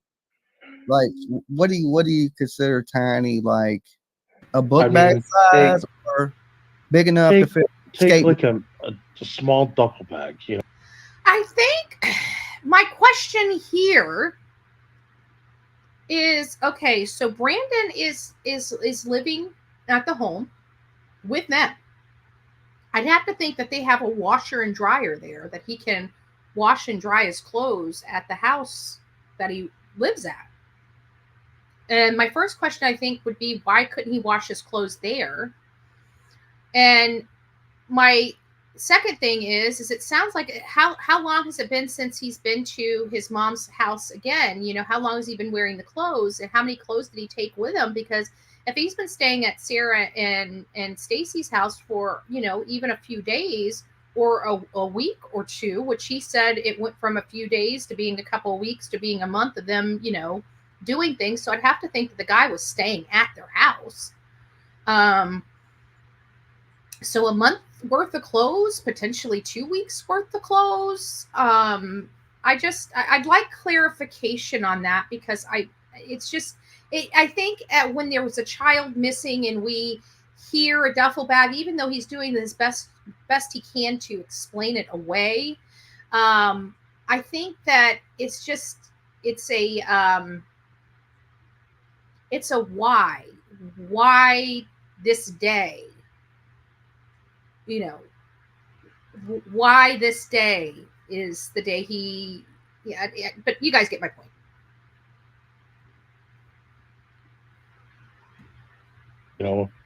Had the little straps on it, but not near big enough to put any of a human in it at all. Okay, so you're saying there's no way that he could have stuffed a small child or anything in that bag. He just had dirty clothes in the bag. Yeah. Okay, so y'all get over there about 45 minutes later. What happens when y'all get there? What transpires at that point? Brandon went into the house. He said he was going to go do some laundry or whatever. He's going to get some water because, he always told us he didn't like drinking our water at our house, which made no sense because he drank it all the time. Like, he would drink lots of it. So, well, I'm kind of like that too. I don't drink water from places I ain't from. Yeah. It makes you sick. It'll make you sick. Every time I go and drink water and I'm not from that place, it'll make me sick. I don't know what it is. My body can't take it. If I drink bottled water, I can understand it. So he goes inside to wash clothes. Now, did he wash the clothes that he was wearing? No, he just did a change of clothes, but literally, all I know to my knowledge, he just washed the clothes that was washed in his duffel bag. I'm sure people can see why our ears kind of stand up when we hear this, because let's put it in terms that true crimers understand. Okay. So we learned just a little bit ago, we're not even halfway through this, by the way, we're going to be here for a while, guys. So we learned that the day was fine, normal, everything was normal and customary, that they were hanging around somebody that law enforcement believes is notorious and has a history of HT. And LE told Stacey that themselves that a boy disappears from a community that this man was not supposed to be at. It was a fair that ended up coming home with this man's wife. And so you've got this guy that's notorious for HT in a community where a young boy disappears from on the same day that that same individual also disappears, whether or not he disappeared in the morning and left and went on his way, or it was after the disappearance of Michael. I have to take that into consideration, because everybody that we're listening to, Brandon as well as Stacey, have been deemed persons of interest by law enforcement, and we can't change that. We didn't do it. I hope they understand that, especially Stacey, if he truly did not do this. But I do have a lot of questions in some of the statements that he made. So again, if we're looking at this from an analytical spot, we're realizing that there was a bad dude in a community that has done stuff like this before on the heels of a boy disappearing. That person goes back to these people here, and it just so happens that his truck stopped right outside of the area that this boy disappeared from within an hour or so. If, again, we're taking all this, law enforcement hasn't given us this timeline. This is coming from both Brandon and Stacey. They stop outside there and do something with the fluid, and then leave and go 45 minutes away to Brandon's mother's house, where he changes his clothes and washes clothes in a duffel bag. I can kind of see why law enforcement are saying, right? Not that this happened. Again, we've had some charges. The charges didn't stick. Law enforcement had to drop the charges. None of these people have any charges related to Michael Monkey Vaughn, and all the charges that were related to Michael Monkey Vaughn have all been dropped. So I want to make sure that that's noted as well, that there is nothing on the books or on the record that identify these people. And it comes back to me asking the audience, what evidence have we as the public seen that directs us to them? Had law enforcement not arrested them, I would never have known their names. Their names never came up in any kind of work I was doing out there in that community. Nobody said, oh, it's there's this weird husband and wife down the road, and they're the Wondras. You might want to look at them. None of that. So I just want to make sure that, again, I don't know what happened to this little boy, but I want to make sure that the facts are correct. And we have suspicion, but we have no knowledge. So again, coming back to, I can understand why law enforcement was looking at them.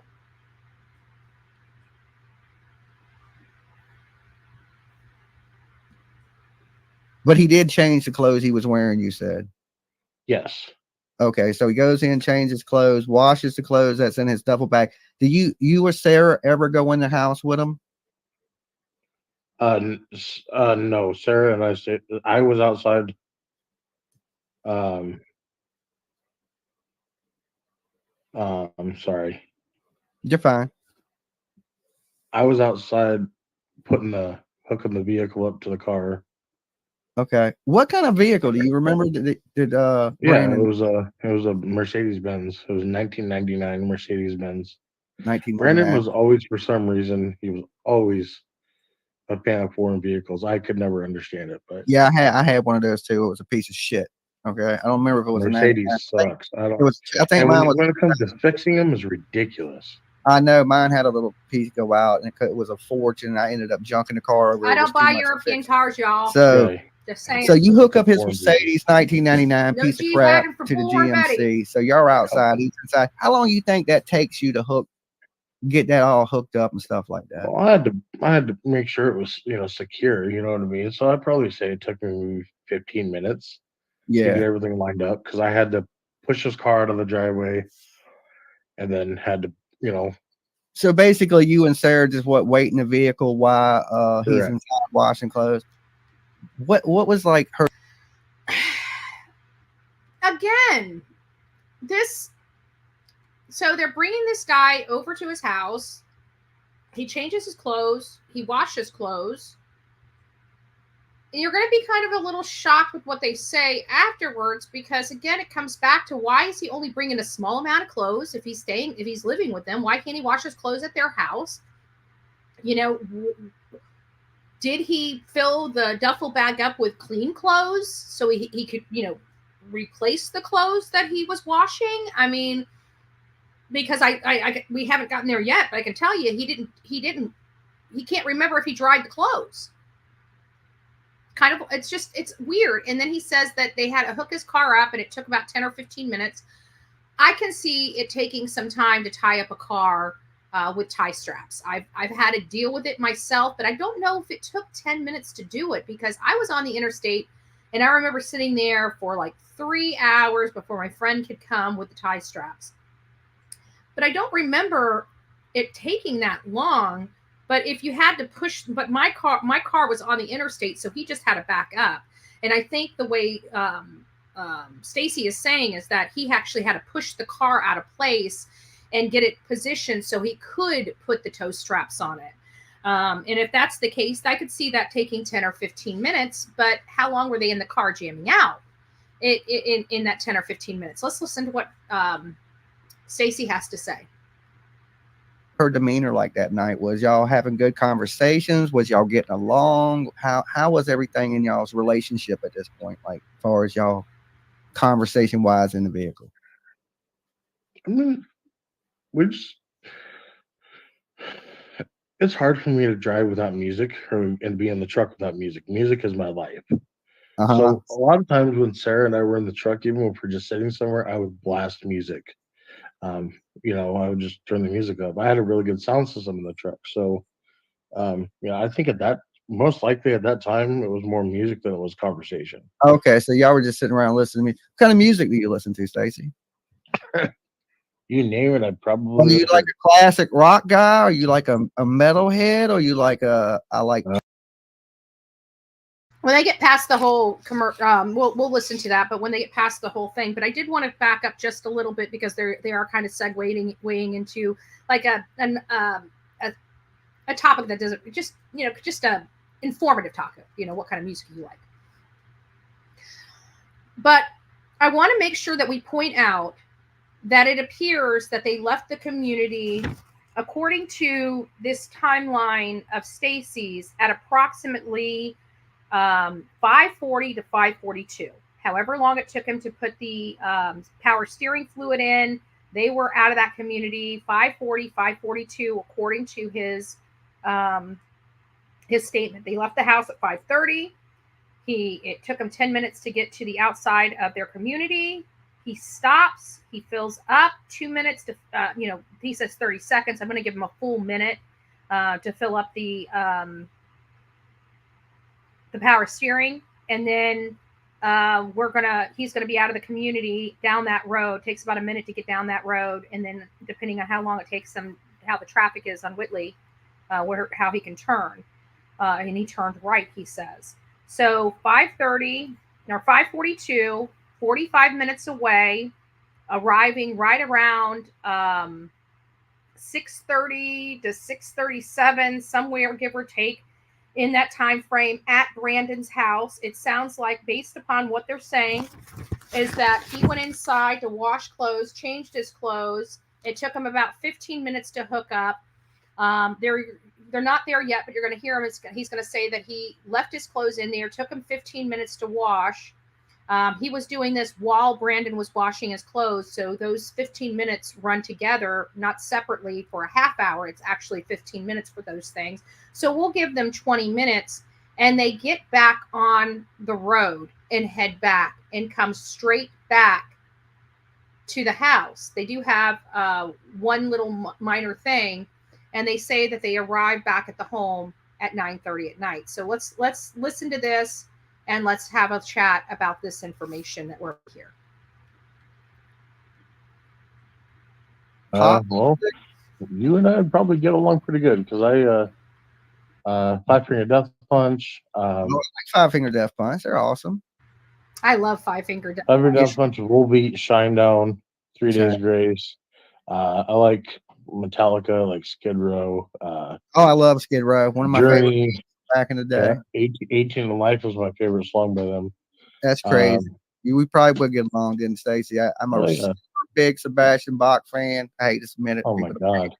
I love Sebastian Sebastian. Bach is amazing, and then I like Falling in Reverse. Following verse is good. Okay, I gotta get up. Escape the Fate, 18 Visions, Burn Halo. Okay, I got a good concept of the kind of music you listen to now. Okay, so I like y'all some waiting out rap there, too. But y'all jamming out, y'all. You know, is Sarah kind of into the same stuff as you, like the same rocker type? no, She's not. she would tolerate it just because she knew that's all I would play. What kind of stuff was she into? Is she what kind of music? Like, is she? Trey songs, R&B a lot. Trey Okay, songs, BB King, Rihanna. very little conversation, just jamming out the music. And how Mhm. long do you think y'all sat out there waiting on him to do the clothes? You know, just a guess. I think he just threw him in the washer at that time. I don't think he even put him in the dryer, but I think it probably took him maybe 10 minutes, 15 minutes. Okay. About the Okay. time it took me to hook the car up and stuff. So he washed them fairly quick. Oh yeah. Okay. Yeah. And okay, from there y'all got the car hooked up. And then where do y'all go from there? So we took a route going through, I want to say going through Eagle. See, this is where, this is honestly where I would have liked to find out. So Brandon just threw him in the wash, so he never brought anything back out with him. You know, I wanted to find out, did when Brandon took his clothes in and washed them, did he replace those clothes? You know, like maybe put fresh clothes in his duffel bag and bring his duffel bag back with him. And it's just a curiosity thing. I mean, if the duffel bag's too small, I mean, I've got a little duffel bag this big, I got one this big, and I got one bigger, right? It's kind of like my coolers. I got a small cooler, a medium cooler, and a super, super large boat cooler, right? So I just keep wondering, you know, obviously being in the true crime genre, we're naturally, I want to know what were the dimensions of this bag? What were the dimensions of this duffel bag? Let Bullhorn Betty decide if it's big enough. Okay. No, I'm just joking. But seriously, you know, I do have some questions about this laundry stuff as well.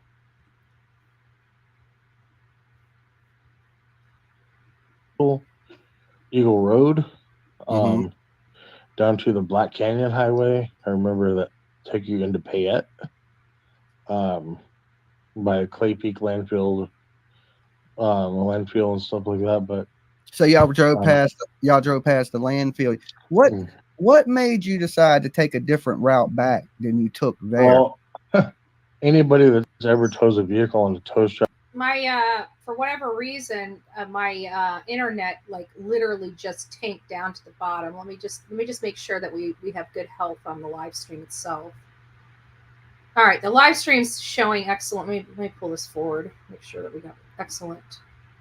Okay, it looks like we're excellent connection. It looks like maybe it's just my end, might make me a little blurry on my end. So just bear with me. Missy Thomas, it's nice to see you. Cop said Summer could have fit in a lab. Exactly.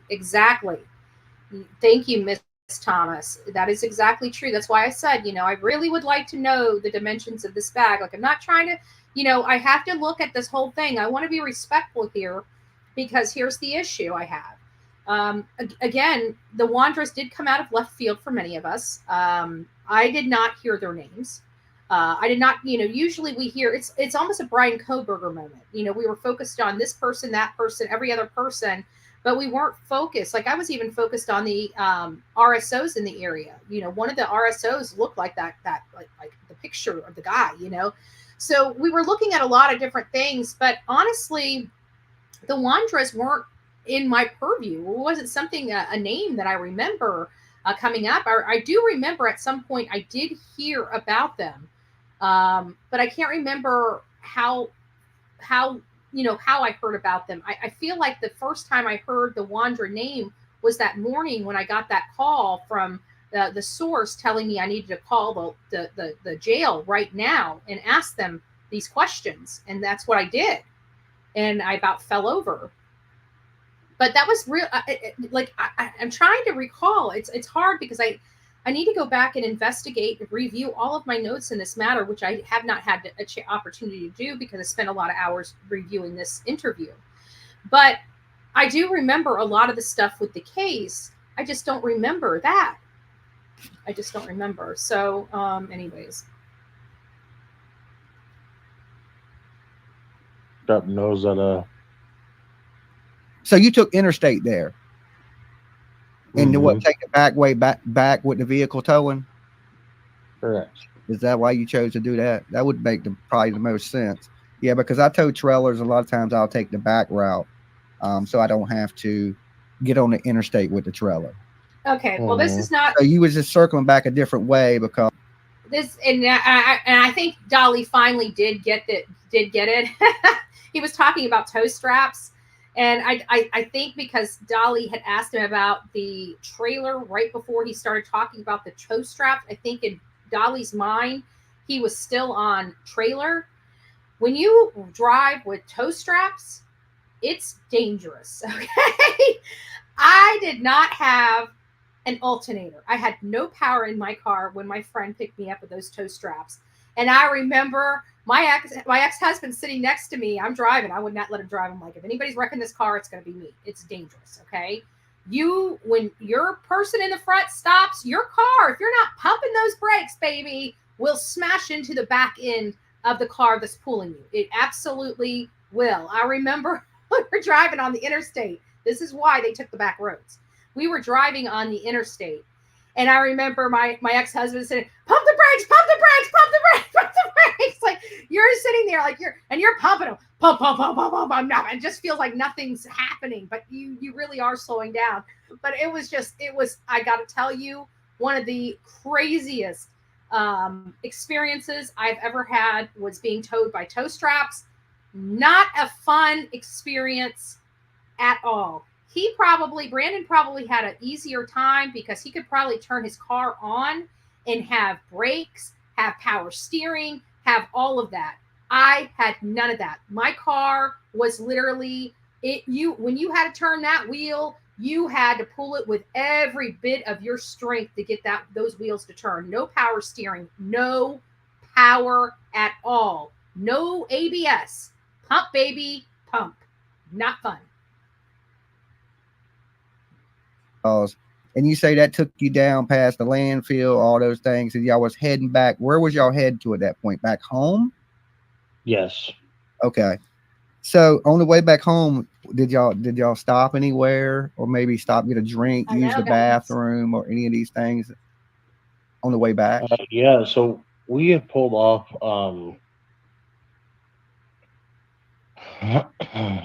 So we made a turn. And Sarah towing the vehicle, you know, she had never towed one before. She wanted to learn. So you wasn't driving. You was a passenger. Okay. Did you drive there, or did Sarah drive to Brandon's? No, she drove there and back. Oh, she drove there and back. So she had never towed a vehicle at this point. So you just kind of coaching her along the way as she's pulling the vehicle. Yep. Okay.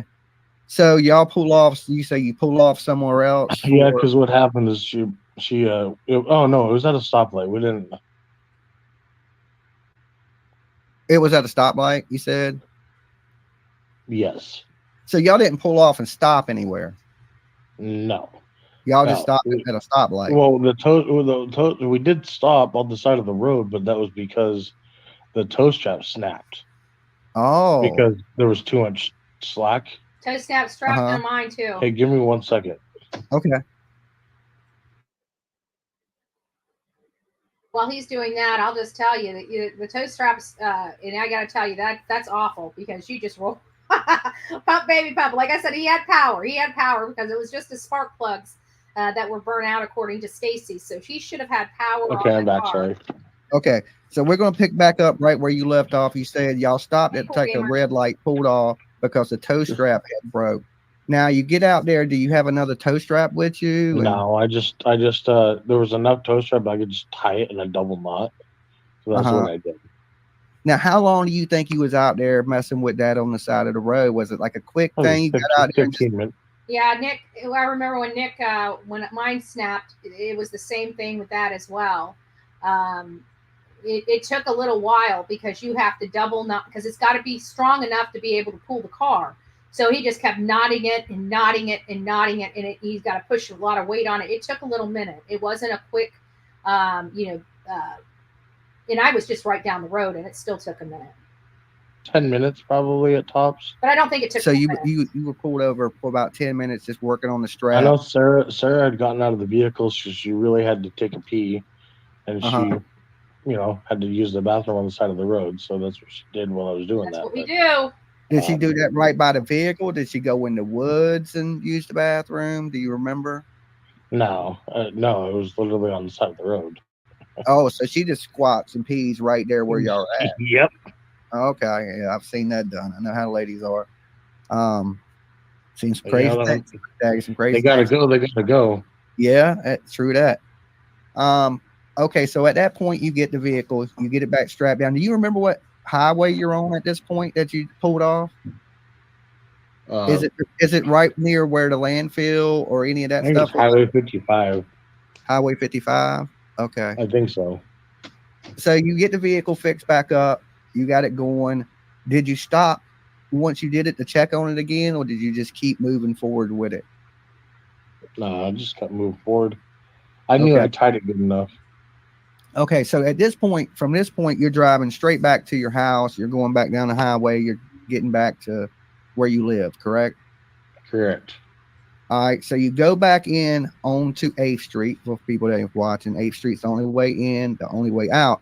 At what time do you think you enter 8th Street coming back with the tow?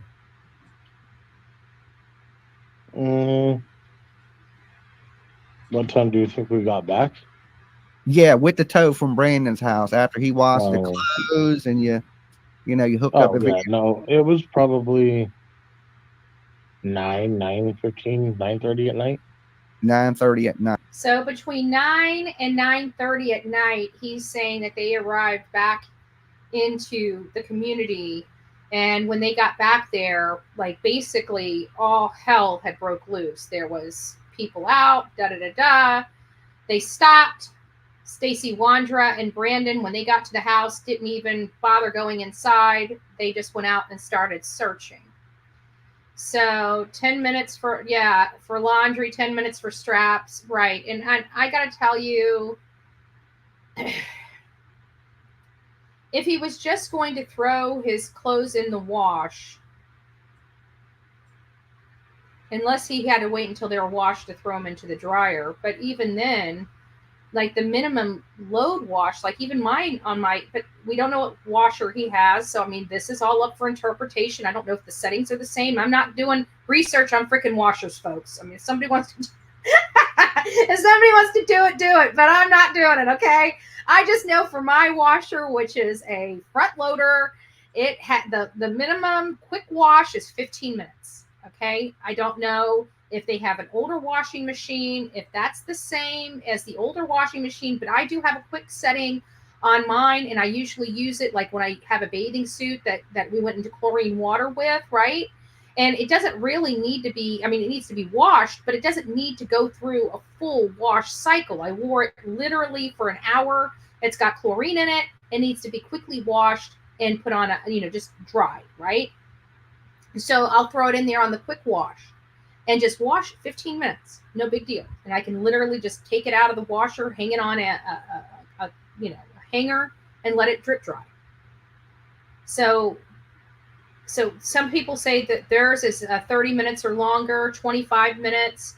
And so you guys, so women know. Like I can promise you, outside of the whole bathing suit, I never use my quick rinse. Never. Mine's always a full cycle. My normal full cycle on my front loader is 45 minutes. That is a normal cycle for me. My quick wash is 21 minutes. So, well, at least we know that it really does depend on what washer you have. I think mine's an LG Elite. Like a 2007, 2008 LG. That thing is about as old as a kid, right? It's old enough to be my child. Yeah, I don't know. It just doesn't seem. It just the timing doesn't add up. It seems like they must have been at Brandon's mom's house a lot longer than they anticipated. Is all I'm saying. Is that it's been a significant amount of time. It might be just his recollection of the events that have him off. And we also have to remember we're going to learn this, that the reason why he's allowing his wife to kind of have these things is because he's sterile. And I learned from Brandon, it's from a bull riding accident. So it sounds like he potentially was heavily injured. Maybe if you know anything about bull riding, you have multiple injuries. If you're a bull rider, trust me, you probably swallowed some teeth. It's almost like hockey players. If you're a hockey player, you can't tell me your front teeth are real. There's no good hockey player that has real front teeth. I'm sorry. There just isn't, okay? Trust me on this. If you're a hockey player, you have fake front teeth. For all those kids, to be the best, the best you can be, remember what you're asking for. I need to stop. But I just keep wondering if maybe he was injured, because we can definitely see that he has, it takes him a little bit to process some of the stuff. And I don't think he's doing it because he's trying to make sure he's answering the question right. It seems like in a couple of the questions that Dolly has given him, it seems like he got a little confused. If they went a little long, it seemed like the short questions, the short and sweet questions, he got. But it seemed like the longer the question was that Dolly gave him, the more confused he got about what the actual question was. And so that's telling me that there's. I keep wondering if maybe in one of those, if he had a traumatic brain injury as well, this could be indicative of that. And I just, do you guys see where I'm going with this? Like I just feel like there's something here, and we know he was injured by a bull. And I just keep wondering, was he injured even more than the sterilization of it? Because that sounds like it had to have been pretty significant to do that to him, right? All right. Okay. Mm-hmm.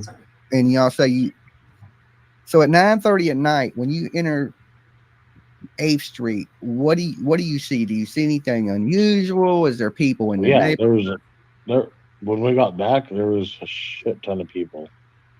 All over, just walking around, or what were the people doing? What did you observe? Police officers, search and rescue, just neighbors, people from the communities. I told Sarah to stop and ask what happened, and because Brandon was steering the vehicle behind us. So he was actually in the vehicle you were towing? Yes, because he had to steer it. Oh wow. Okay. I didn't know you was towing it like that. You literally towing it with a strap. 100%. Yeah, there was no trailer or anything. Oh, okay. For this whole time, I'm thinking you got a trailer and you got it lifted up on a trailer and you got it strapped in. No. You're towing this vehicle with a strap and he's driving the vehicle behind you. Okay. Yes. I completely understand now. Okay, so you're coming in like a convoy with a car strapped to you. Yeah. Hey, quick question for you. What's the somebody wants to join the live and watch it, where do they go? They can go to Dolly Vision, okay, on YouTube. Who doesn't know? Just type in Dolly Vision, like the singer. There's two greats. Well, there's one great and there's one that ain't. Who doesn't know how to find Dolly? All right, the Turtle King, not the Turtle Boy. I know you probably wouldn't be able to tell with the mugshots and all. I'm just joking. Quit giving me that stink eye. If you guys don't know, this is Dolly Vision. This is coming from Dolly Vision's channel. And if you guys have not subbed up for that crazy turtle known as Dolly Vision, dun, dun, dun, please get over to Dolly Vision's channel and sub him up. I heard he went over 30K. 30K. Whoa. This channel's going to go over 30K. My other one didn't. This one will. Watch. Watch. The one that ain't. I'm not Okay. Dolly Parton. I'm Dolly the idiot. Okay, so all they do is put in Dolly Vision, and it should pull Okay. up my channel, and they can click on it and watch. One. Gotcha. Okay. Thank you. And I got to make a correction. It was Highway 52. Highway 52 that you had Yeah. pulled off to strap the car back in. So when you Correct. get into the neighborhood, you start seeing fire, search and rescue, things of this nature, people Everybody. walking around the neighborhood, and you Yep. tell Sarah to pull over and ask somebody what's going on. All right, what when she pulled up to somebody, what did they say? They asked them what was going on, and they were like, "Oh, well, a little boy has disappeared." A little boy has disappeared. Did they say disappeared or did they say abducted? Do you remember? Can you recall? So I know I made that mistake in the last video. I'm 99% positive it was disappeared. The Disappeared. abducted came later on when Yeah. Well, I everyone went down. understand. I understand it's been a great amount of time that's passed, and everybody's memory is not 100% perfect ever. Mhm. So, if they did say something. The point is, somebody came up to the vehicle and let you know that there was a disappearance or abduction of a child in the neighborhood. Okay, and then when you pull off from there, what is said in the vehicle? Like, was Sarah like, "Oh my God, I can't believe a kid is missing"? We're just like, that's crazy. Uh-huh. And we like never even heard of such a thing happening in that neighborhood. Now, And since this has happened, you know what Michael Vaughn looks like, right? Had you ever seen Michael Vaughn in that neighborhood before? Not a day in my life. Never even heard the name, never heard of the family, never even knew he existed. Okay. How long exactly did you live in that neighborhood? Can I ask you that? June of 2020 till I got arrested. Till she got arrested. Okay. Now, you get back, you're coming back, y'all are like, okay, this kid's been, either vanished or he's been abducted, and you go back to the house, your house, correct? When you get to the house, what goes on then?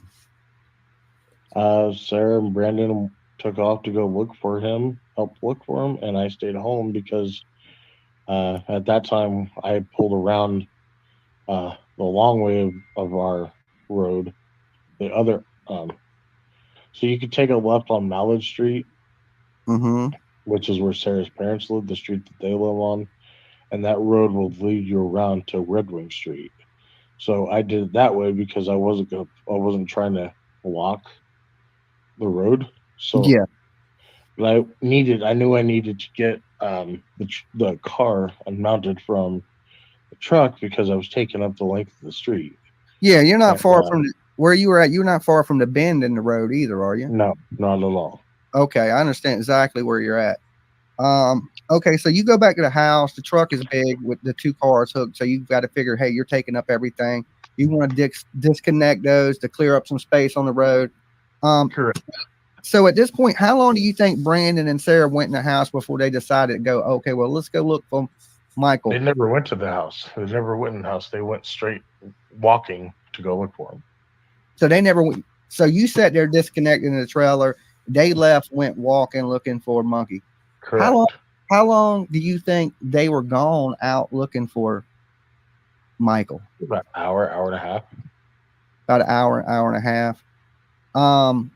Okay, so they come that back. Brings them right up to you're about there. 11, What did they 10 area at night when Brandon and according to him, the way I'm understanding the timeline so far, this brings us up to about 11:10 at night on the 27th.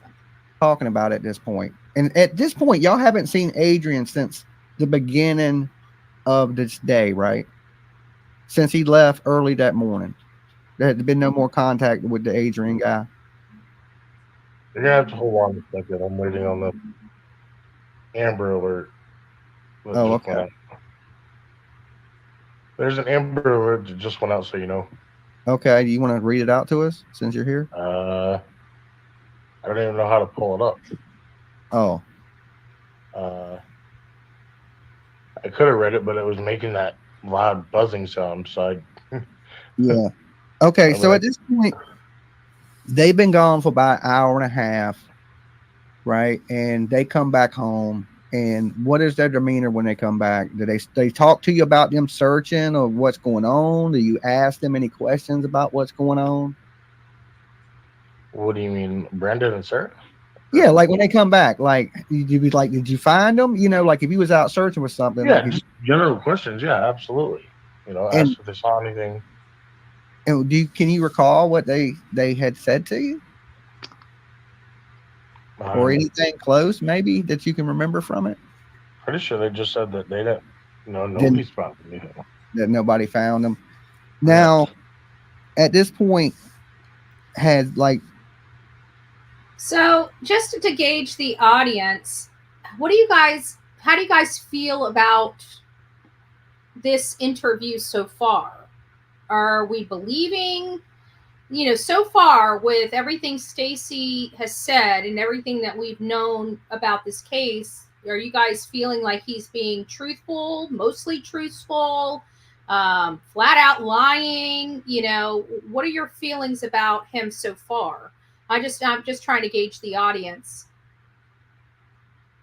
And 11 was when Ellie wanted everyone to stay out of the area so dogs could track. Yeah, that's probably why they went back home then, because he said that they came in, and it would have came right about 9. That's if they were at the house at 9:30, but they said they were pulling into the community around 9:30, and so they might have been out there. Do a poll.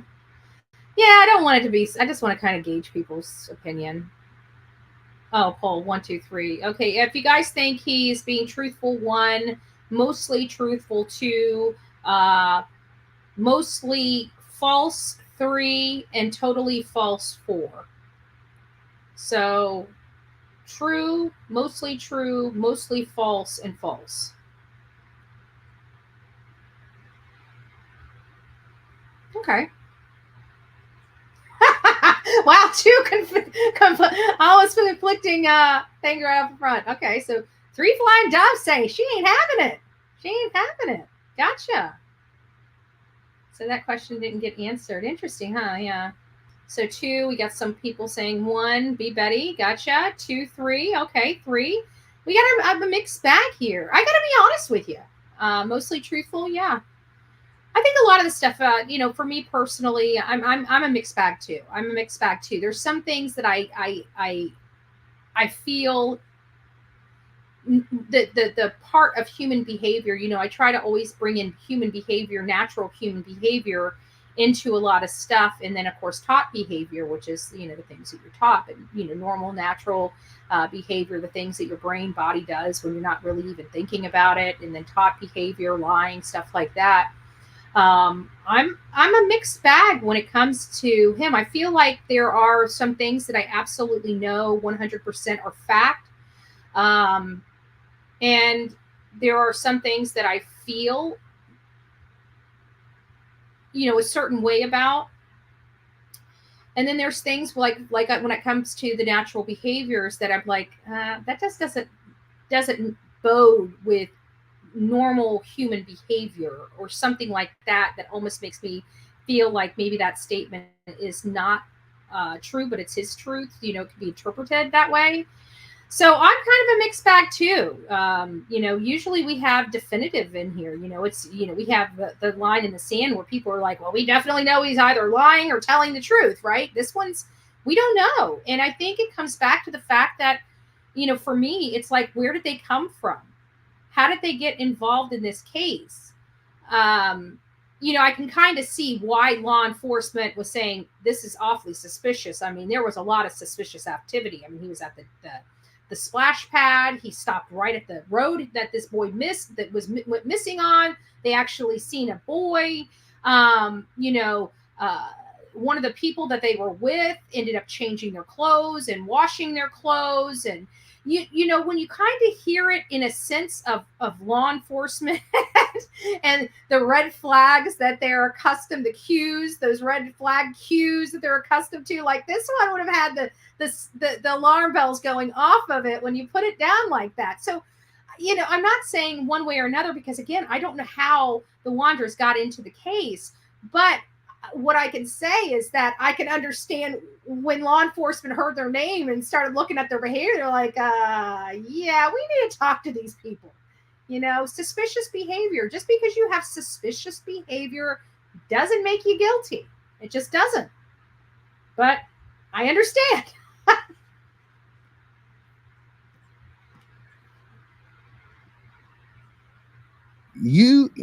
I don't want to jump too far ahead. So at this point, the search continues in the neighborhood. Mm-hmm. All right. At some point in that search, there is a flyer that appears on your refrigerator in your house of Michael. Mm-hmm. Okay. So now, did Sarah get really into looking for Monkey? Like, did she go out daily looking for him? Was she posting this picture on the internet? Was she doing any of these types of things? Did you seem it was overly done or anything, like all of a sudden she had this interest in this? Did she ever have interest in missing kids before? Yeah, I mean, we cared for them. You know what I mean? Like, we just didn't go look for other missing kids that have gone missing. There wasn't a whole lot of that going on. Like, this is kind of unheard of for us here. Yeah, for the area. Yeah, I agree Mm-hmm. with that. Don't seem like that would happen too much right in the area that you're in. Sure. So her behavior didn't seem unusual to you whatsoever during the disappearance while they were looking for. Now, this next question, and Dolly's going to ask, I got to say, it is telling for me, and I don't know what it means. Yeah, he seems so calm, and that's kind of what makes him so believable. But there are, like, maybe he's a calm person. I mean, but we have to remember, like, I would never attribute this guy to being a felon either, that can't possess a gun. What did he do to get that felony? Does anybody know what he did to get that? I know we talked about it before, but I just can't remember. I don't know why this whole entire case is just blocked out of my brain for some reason. I need to go back to the content and the notes. He seems, yeah, and it's like that. Let me see if anybody else has anything. He doesn't make sense. In 1 minute, he says they're towing a trailer, and the next he's saying the dude's driving. No, there was a misunderstanding. At the very beginning of this, Dolly asked him about a trailer, and he talked about the straps. It's just that the way it sounded, like I knew he had tow straps on it the whole time. I understood it as tow strap. It was like, I didn't even realize nobody else didn't understand they were towing with tow straps until Tolly's like, oh, wait, you didn't have a trailer? You were towing it? And yeah, so I think what it is, if you go back to almost to the very beginning, it's right. I can tell you exactly where it's at. They start talking about the tow straps.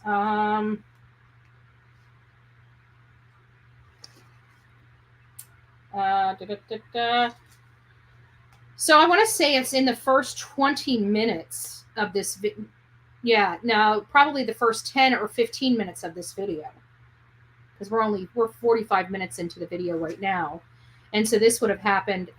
It's on the very, very first page, so I'd have to say this happened within the first 10 minutes of Dolly Vision's interview with him. Is where he's talking about the toe straps. And if you go back and listen to it, you'll hear it very clearly that he specifically says toe straps. It was the way the question was asked, and the fact that I think Dolly had just spoke just ever so slightly over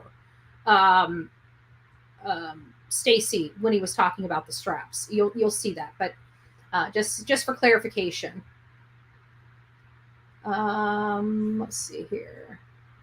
This might be a stupid question, but if she wanted a baby so bad, why kidnap for Michael? And that's another thing. All of this stuff, this baby stuff, is right in and around when Michael disappeared. And a lot of these people, they really want a child. They don't want to hurt that child. They just want the child.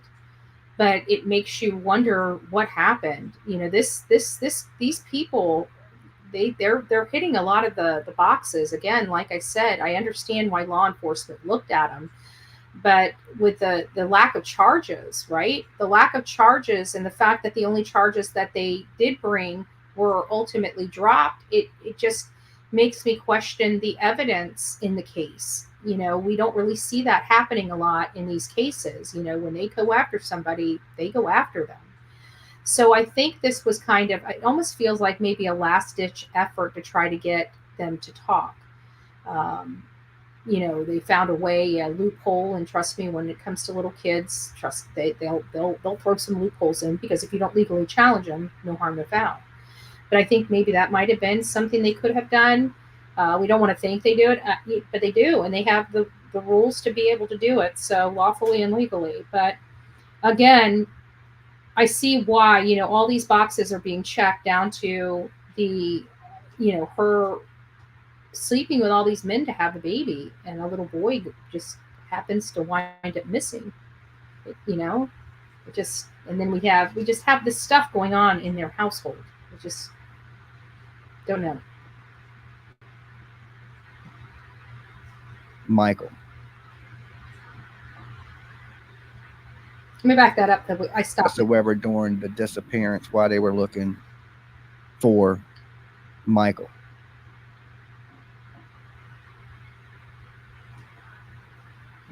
Okay, say that again. I'm sorry. So her behavior did not seem odd whatsoever after Michael Monkey Vaughn went missing. No. Okay. Now, has she always been a highly religious person? She claimed she was, yeah. But I mean, before the time, would you think like things she were posting or things like that, she got overly at some point religious? I hate to say that, because Christian people are gonna be like, how do you get over religious? But I mean, where you're just God this, Jesus this.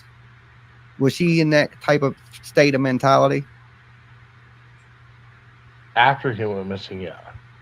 Okay, so but that statement, I mean, I'm sorry, that statement seems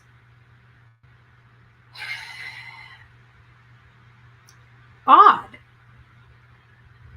It just seems odd. He preemptively, he knew that,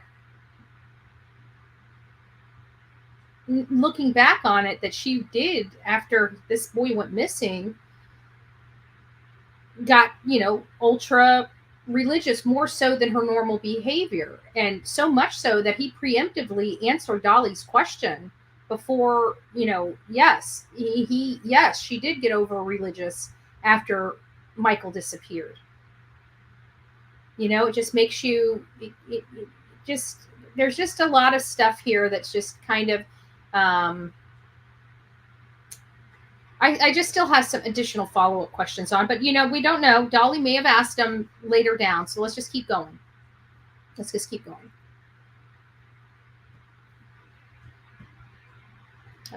sorry. Before that, she wasn't like gung-ho, like Bible thumping. I hate to say that. I'm gonna get beat up by Christian people later, but I mean, so her behavior changed just a little bit to a little more religious.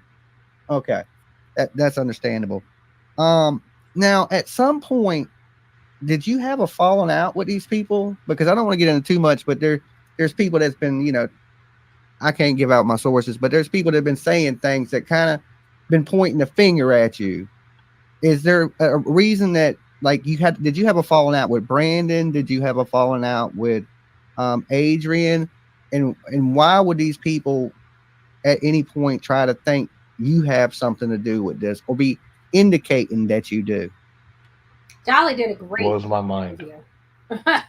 This was a very thorough, thought out interview. He did an amazing job, an absolute amazing job. There was a couple things here that I saw that popped in here, and we all did notice, her, when we looked into this. I know Guidance, we were all kind of honed in on this case at the same time, and I had discussions back then about this, and noticed after she was arrested, after we learned of her, just how weird and bizarre some of her TikTok posts, or if we still have those, if those were ever locked down. Maybe she's removed them since then. I might actually have them recorded. I can't remember. I was recording everything back then.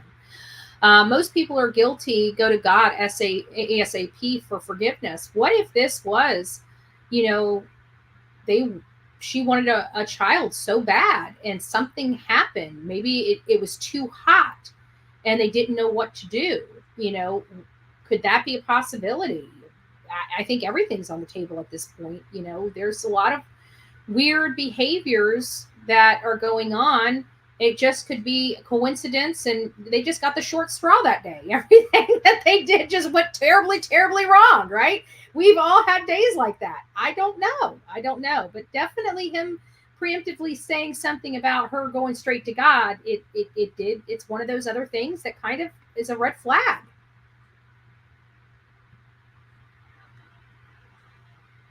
Give me a little leeway of what happens after the Michael goes missing. I don't know. Like, what goes on with you and your wife at this point in Brandon? Do y'all just normal day, everyday life, and what falls apart that leads to where we're at now? That's the piece that I'm missing. If you could fill me in on. What do you mean? What falls apart? Like at some point in what is it, 2022, you go to jail for possession of that firearm, and you got, of course, Brandon out here giving interviews on YouTube and saying things, you know, still people are saying things still allegedly, you know, that they had evidence that somebody had spoke to them. Now, I don't want to get too far ahead because I want to kind of know where did y'all fall? Did everything kind of go south when you went to jail for the gun? It's got to get there. Would you consider, let me ask you this. Would you consider yourself friends with Brandon and Adrian right now? Or has y'all? Okay. So your friendship at some point has ended. Oh, I thought I would have still had a friendship before I got out of jail. But when I started finding out they were talking all this shit on me, fuck them. Okay. Scandalous bastards, dude. What does that when you mean? went to jail, you were still friends with these people. What does anybody know what that slang means? He's called them, and I even put it in here. Where is it? I know I wrote it down. Oh, I'm on the wrong page. That's why. He called them Skittles bastards. Skittles bastards. What does that mean? I don't. What does Skittles mean in slang? Let me look it up. Hold on a second. Because he said that for.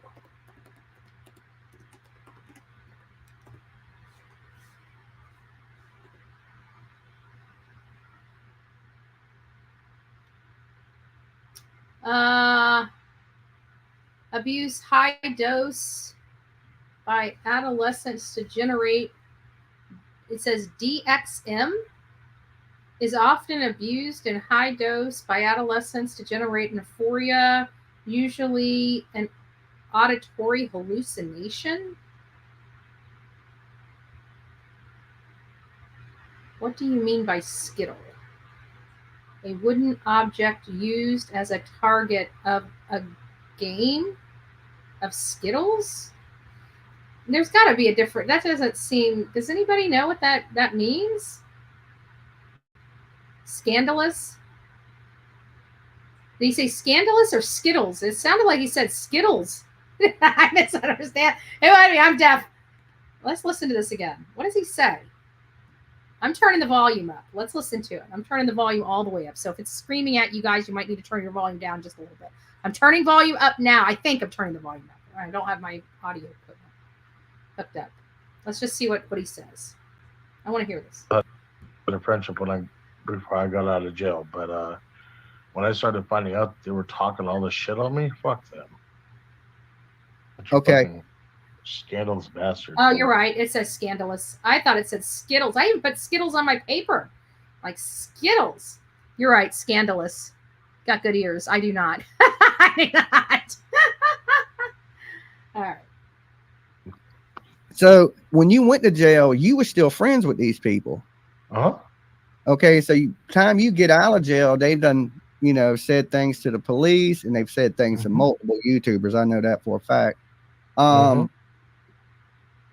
Oh, thank you, Kelly. And they, you know, okay. Now, at some point, a tip is called in to the Fruitland police. Okay.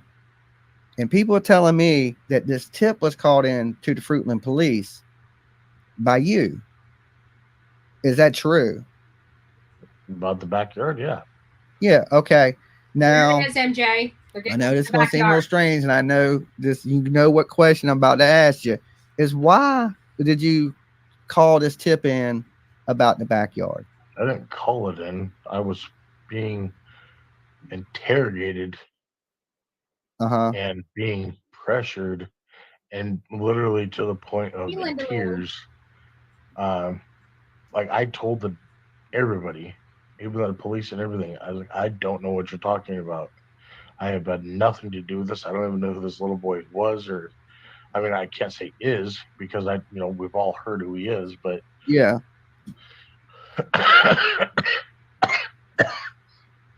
Okay.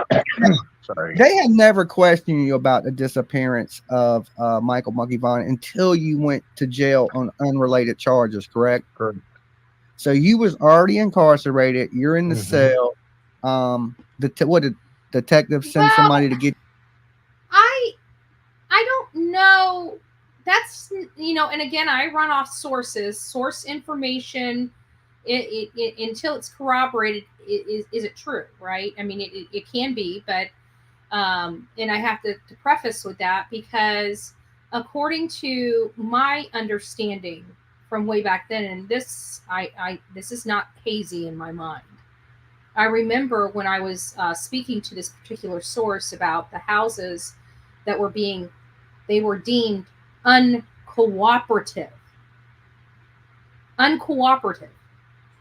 And remember, if you guys are just tuning in, you might want to go back to the beginning when we started this, because I explained, I think it's the first 20 minutes of the show, I explained that we were out there and we had a source, and that source had given us house numbers of uncooperative house numbers. Some of the house numbers, like there's the same numbers but different roads in that community, if I recall correct. I'm almost positive because I remember seeing two different and I'm like, which house is it? There was one on one side of the road and one on the other side of the road. And but the long story is that we had a several homes on a specific list that were uncooperative or refused to speak to law enforcement. And their house number happened to be on that list. Now, their specific house was not. It's just, again, the list only showed house numbers. There were multiple house. Sorry about that. Looks like I got a little lag in the internet. A little surge. Sorry about that. Anyways, again, that there in the way my source had said it is that law enforcement had tried to reach out and speak to every single person in that community, and several of those houses either would not speak to them or did not return their calls or something to that effect. My understanding, it's something to that tune. Get you from the cell to speak with you? Yeah, I mean, it was so what originally, do you know what originally tipped them off to you? Do you know that? No. Okay, but at some point you give them a tip. Well, we're going to get to that. But at this point you're arrested. They're calling you into question you about the Michael Monkey Vaughn, and just tell us how the interrogation goes, because I know you just jumped into that, but I want everybody to understand the timeline of this. So this is after you're arrested, you're on unrelated charges, detectives come and get you, and they say what to you? No, this started out questioning me about, because this is when they transported me and Sarah in separate vehicles from Payette County to Meridian to the ISP, which is the Idaho State Police, and they started out questioning me of, was this the Bentley you owned and you sold? And I said, yeah. And then he went directly into this missing boy and tried to say that I knew something about it and tried to pinpoint me. And I'm like, I don't know who the fuck you think you are, but I'm not that person. And then he's Mhm. tried to pressure me more. And I was like, you know what, fine. I said, let's do it this way. Let's do a polygraph test. And And so, like, even with a polygraph test, we're going to learn. And did anybody hear of their polygraph test? Because usually they don't release those to the public. Do you guys recall ever hearing any results of any polygraph tests? The only ones that I know that were cleared were Brandy and Tyler. And the reason, and of course, the father, the grandfather, and the reason why I know that is because JD Huff came out and stood arm in arm with the family and said, look, it's something else. I remember that. He said he passed his. Yeah, exactly. No, I know he said his, but I don't know if is there any way that we know to corroborate it? Did we hear it from any other source? I just want to, I mean, if he's cleared, I'd like to make sure that those are out there for people. I wonder if he can get the results of those. Not that he should or anything like that, but if he has a good result, that might really, really help, because I know there's a lot of people's minds that are still iffy. I mean, we just did a poll in this chat and everybody was all over the place on how they feel about this interview. So and so he's like, you want to do a polygraph test? You're willing to submit to it? I said, absolutely. And so Sarah, Brandon, and I. So they bring you in, you agree to it, you take the test. Mhm. Okay, go ahead. So Sarah, Brendan, and I all got polygraph tests in 3 different. Let me ask you this real quick. I hate to back you up. At this point, what is Sarah in jail for? And what do they have Brandon for? Why would they just bring them in? Because we were named person of interest. Okay. Was that from a tip line call? Do you know? No, this is what they told us. I don't know. Okay. So this is kind of, one of the things that are just kind of, I don't know why I'm just now thinking about this, but he was charged and he did have an attorney that was representing him on the gun charges, and he would have had a contact. He would have still had contact with whether it was a public defender or what have you. I almost feel like the public defender would have been apprised of him being interrogated for this. And it seems to me that, and this is another question that we may have, was his attorney in the room during his interrogation? I'd like to know if he was questioned without an attorney, especially when he was already charged with a crime. He should have had an attorney present at any questioning, especially already being incarcerated on other charges. But the way the rules work, if it's not charged, I don't know how that. Honestly, I really don't know how that would work.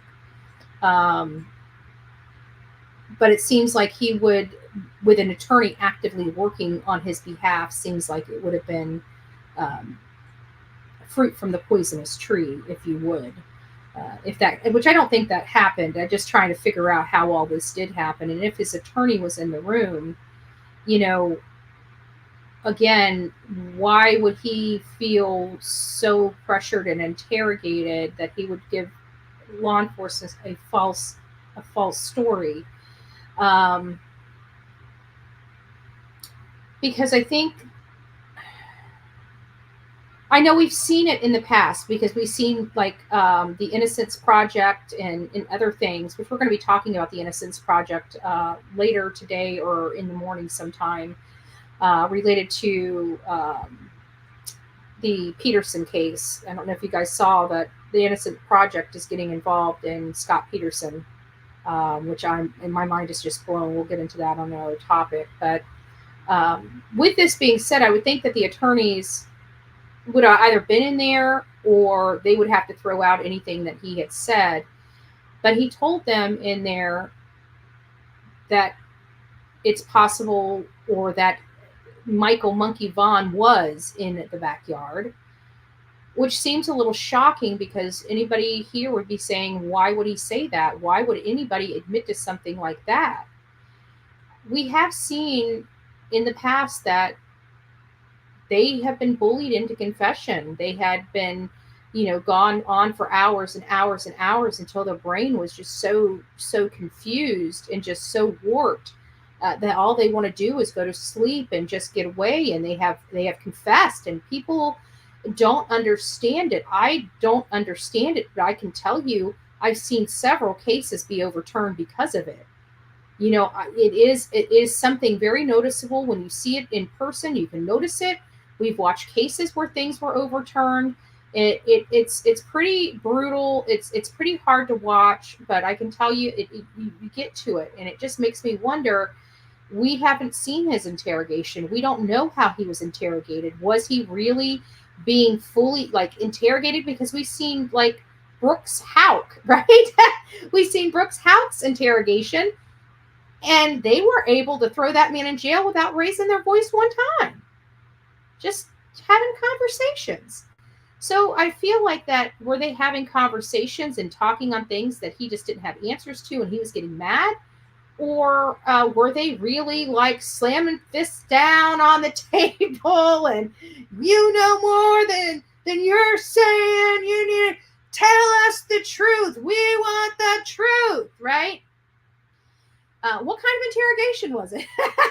Because the way he's making it sound like they were ready to hang him up by his toenails. So I just want to see if that, I'd like to, inquire a little more about the interrogation. What happened in that interrogation? What kind of interrogation was it? Was his attorney present at that interrogation? Just all the legal stuff, because I like to make sure everybody's doing their job the right way, even our law enforcement and our investigators and everything like that, right? We're dealing with people wondering if there's corruption in our legal system in the Karen Reed case. It's a legitimate issue. We're looking at corruption in the Alec Murdaugh case. It is a real issue, right? So we're going to want to ask those questions, because is there corruption here?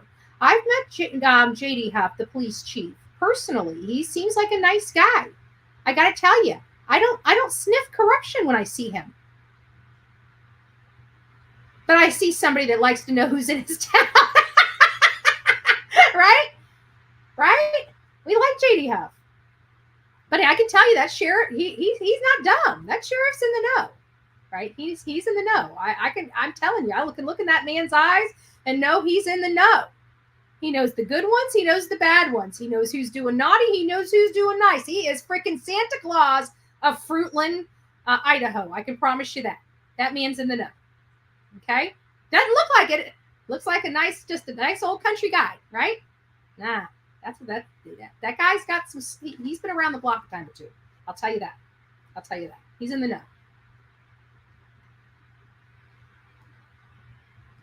Okay. Is it possible that Adrian could have tipped him off to something? Maybe gave him a false tip? I guess. I don't know.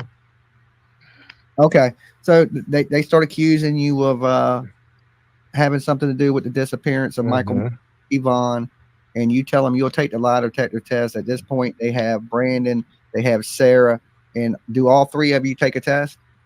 Yeah, and it wasn't a retinol test or a retina test. It was literally a lie detector, your regular one. Yeah, they hook up to you. They're checking your pulse rate, your heart rate, that type of stuff. Okay, and did you pass that lie detector test, or do you know? I did. I was the only one out of the three people to pass that. And there is my other problem, right? So this entire time, let's just recap everything that has brought us to this point, okay? We're going to go back and we're going to come up to the fact that he just said he passed his lie detector test and he was the only one out of the three that did. Now, we're going to take that in the most favorable light, and we're going to take that as that statement being true for the points that we're going to be making with the commentary next, okay? So again, we're going to go back to July 27th. July 27th in the afternoon, and I believe it was I think law enforcement is almost very specific on the time that they believe Michael Monkey Vaughn disappeared. And their timeline, their new timeline is between 6:40 p.m. and 7 p.m. A 20-minute window. Okay? That's a pretty tight timeline. I just want to let you know.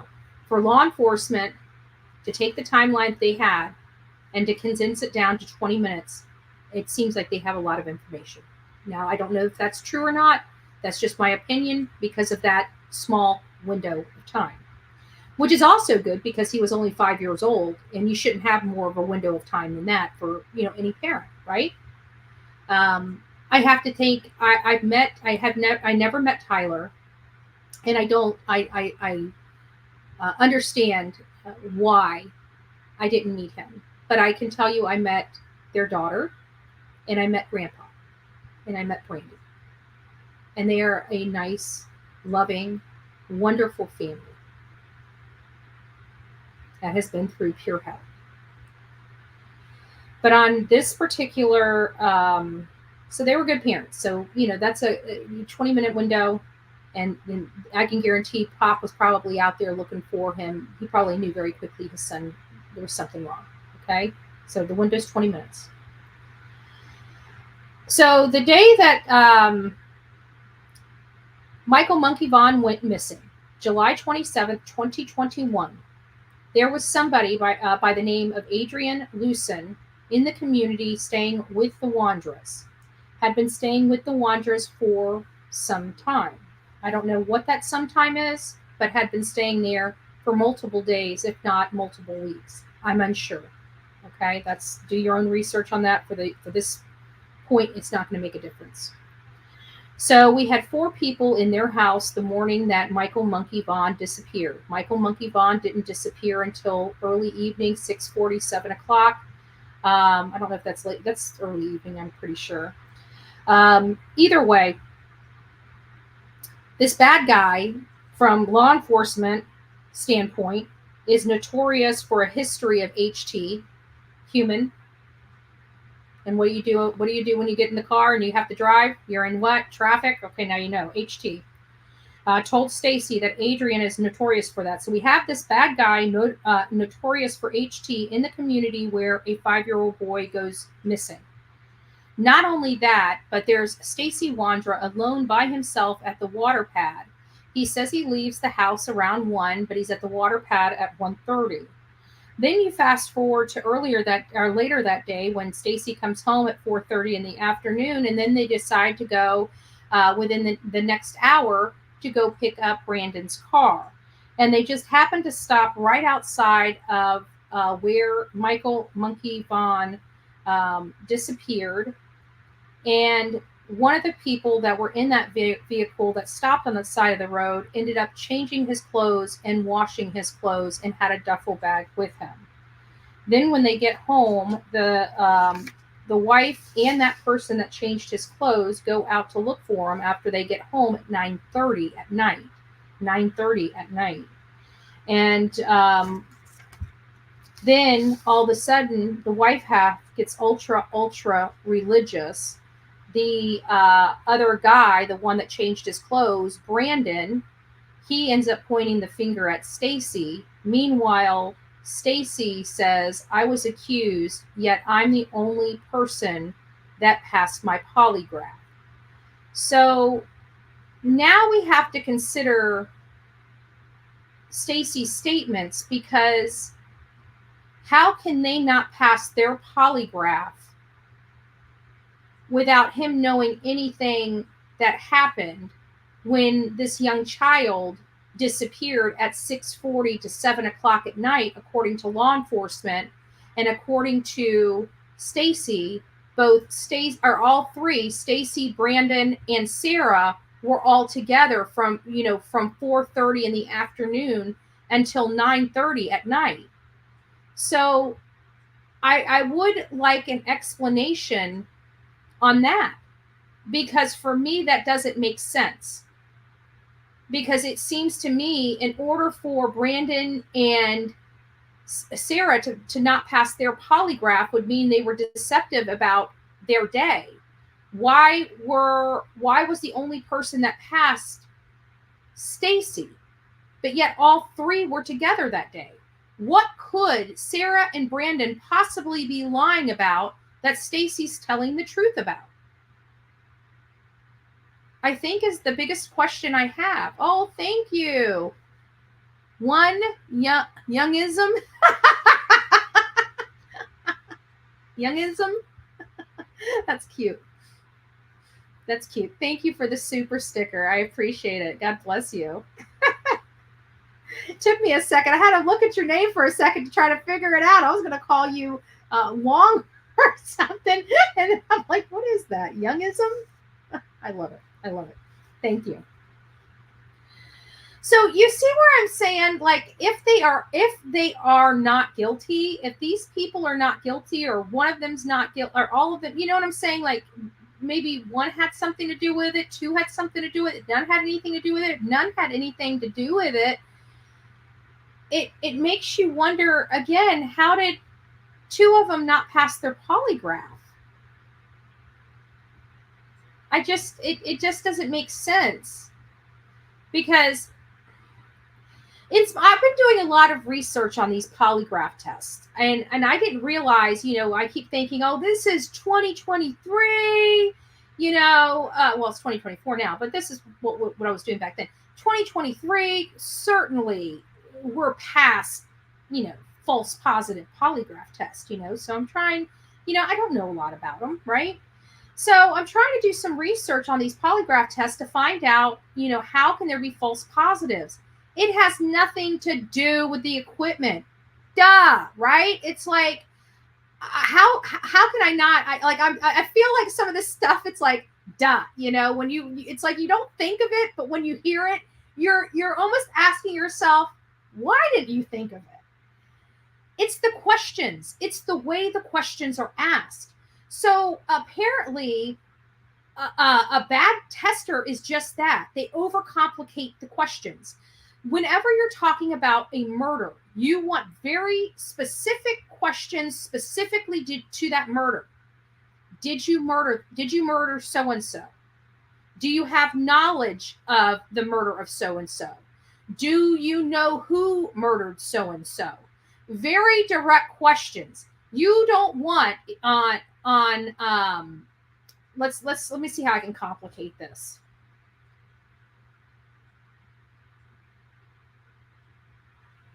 When Jane Doe was murdered on November 13th in the backwoods, were you there? Did you have knowledge of the murder? What are they asking? Nobody knows. You see that? Not consistent, way too vague. You need consistency, direction. It has nothing to do with the equipment. It has everything to do with the tester. How specific are those tests? You need to ask very specific questions. Do you have knowledge of the murder? Do you have knowledge? Or do you have knowledge who murdered so-and-so? Did you murder so-and-so? Did you participate in the murder of so-and-so? Very direct, understandable questions, not complicated, direct, and to the point. That's how those tests get screwed up. Didn't know that. Learned something. Hopefully somebody else did too. So there is the possibility that he passed his and they should have passed theirs, but for the tester.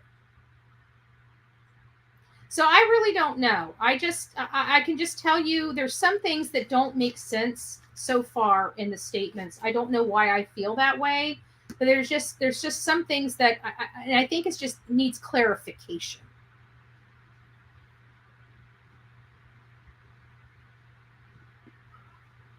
Now, why if you're telling the truth about that night, okay, and they were with you that night, why would they fail the lie detector test and you pass it? Mind boggles me. I don't know. I have no answers to that. All right. So you take the test. You come back truthful. And then what transpires from there?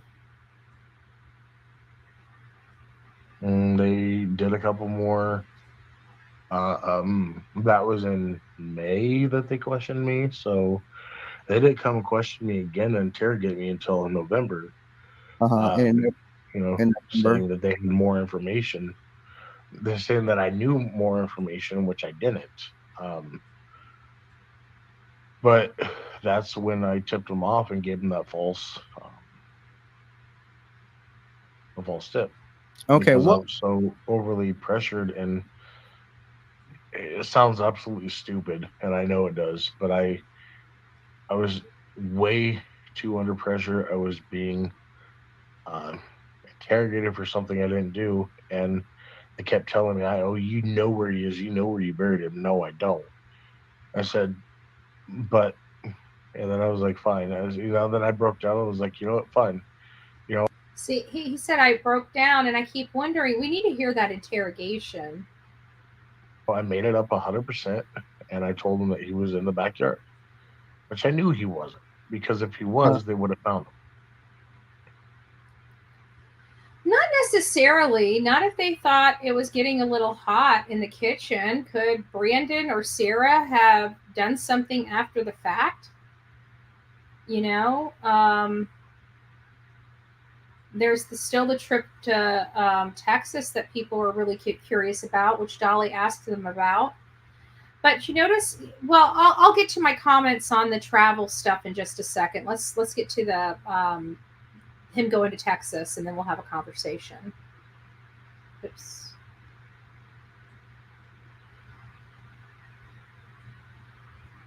Okay, so tell me what you told the police in your tip, if you would. Like, what did you call in and say? What was exactly the tip? I didn't call in. I mean, what did you tell them that was the tip? What was your, like, hey, the baby's in the backyard? He was buried in the backyard, correct. But you gave no, like, segue into that? You just said the baby's in the backyard? They didn't ask you how the baby got in the backyard? Mm-mm. They just said, okay, the baby's in the backyard, and they went and did all that stuff and dug up the backyard and things of that nature? Yep. How good do you know your neighbors? How good? Yeah, like, do you know your neighbors? Are you friendly with your neighbors? I talk to Carson at least once a week. Okay, once a week. What about the neighbor on the other side of you? Do you know the neighbor on the far side of you? Okay, so you know the neighbor Carson. Did he ever work for you or anything of that nature? I had him do some mechanic work for me, yeah. Oh, okay. So he was like an auto mechanic? Oh, okay. All right. So now you go to jail, you give them the false lead. Okay. Jesus loves me. Now, do you know what Sarah has been saying? Her information is according to, from what I've understood, is not accurate. When the detectives came and interrogated me again in November, they played a bunch of video or voice clips from the detectives talking to, like, Sarah's foster mom and Sarah's parents, and all it was is, well, Sarah told us that he may have been part of the disappearance, but there was nothing. So why would Sarah be saying that about him if she knew that she was with him at the time that this young boy disappeared? I mean,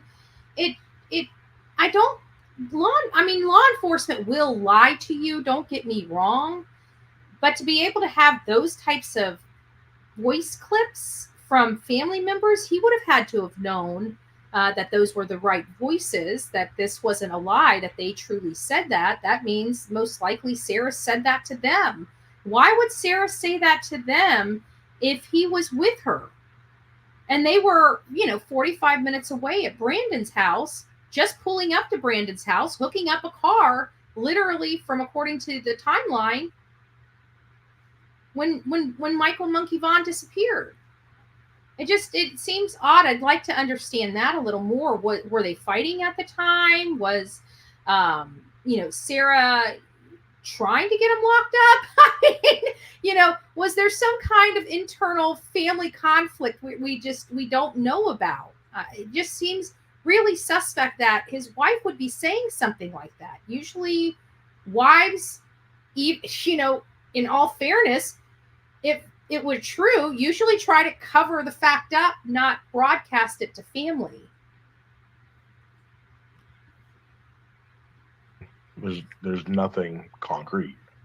Yeah, so she went to somebody just spreading rumors, false rumors, and they reported it to the police, and them rumors included you.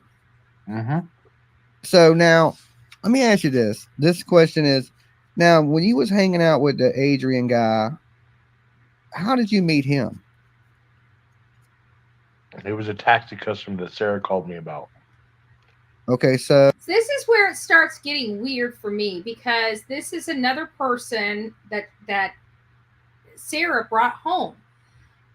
It is my understanding that the guy that Sarah got arrested for what was it, assault with a deadly weapon or something like that, where she threatened another male roommate with the gun. My understanding is that's how he ended up at their house as well. So I think I want to know how many times she's done this, because those are two that I can think about. And I have to think that this has been going on for a while. If you listen to Brandon's interview, it almost implies there might be more that she ended up bringing home and putting to work for her taxi cab service.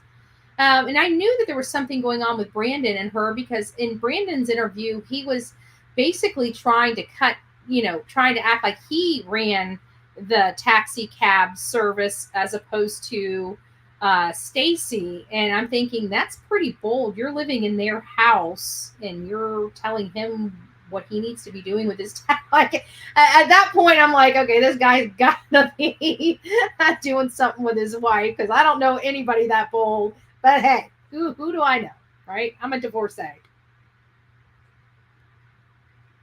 So now, not to get too personal either, was Sarah sleeping with this man? Yep. Okay. So she was sleeping with him. Was you okay with the relationship with Adrian and Sarah? I didn't know they were. Oh, so you found out that after the fact. Okay. Yep. So she was just getting her freak on with a little bit of everybody? Okay. So you give them an inch, they'll take a mile, Stacey. You give them an inch. All right. Let me ask you this. So you remember that Brandon was wearing shorts that day, and he was probably wearing maybe a t-shirt or something of that nature. So it was it was a warm day. Okay. Now, have you ever known Brandon to be walking through that neighborhood? Did he walk around when he came over? Or did he just sit in the house? Do you ever go take a walk or? Yeah, all the time. Okay. So he would be known to walk around the neighborhood a little bit. Things. What about Adrian when he came over? How was he? Did he just chill? Did he just roam the neighborhood or? He would just chill. Okay. Now, most of the time. How do you know Adrian is involved in the type of things that you detectives told you this when they were interrogating you, that you were hanging out with a bad guy? Correct. But at the time you didn't know he was a bad guy. Not at all. You just met him through whatever, like a ride share type thing. And so I'm gonna get back. Hold on, how far away are we? We're getting close to where he's going to start speaking about that Texas trip. Where are we?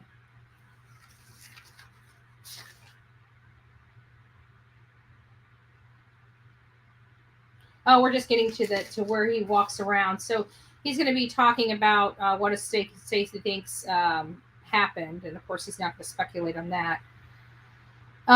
He says he's never seen the photo of the man that was seen walking, which I also, again, find a little odd.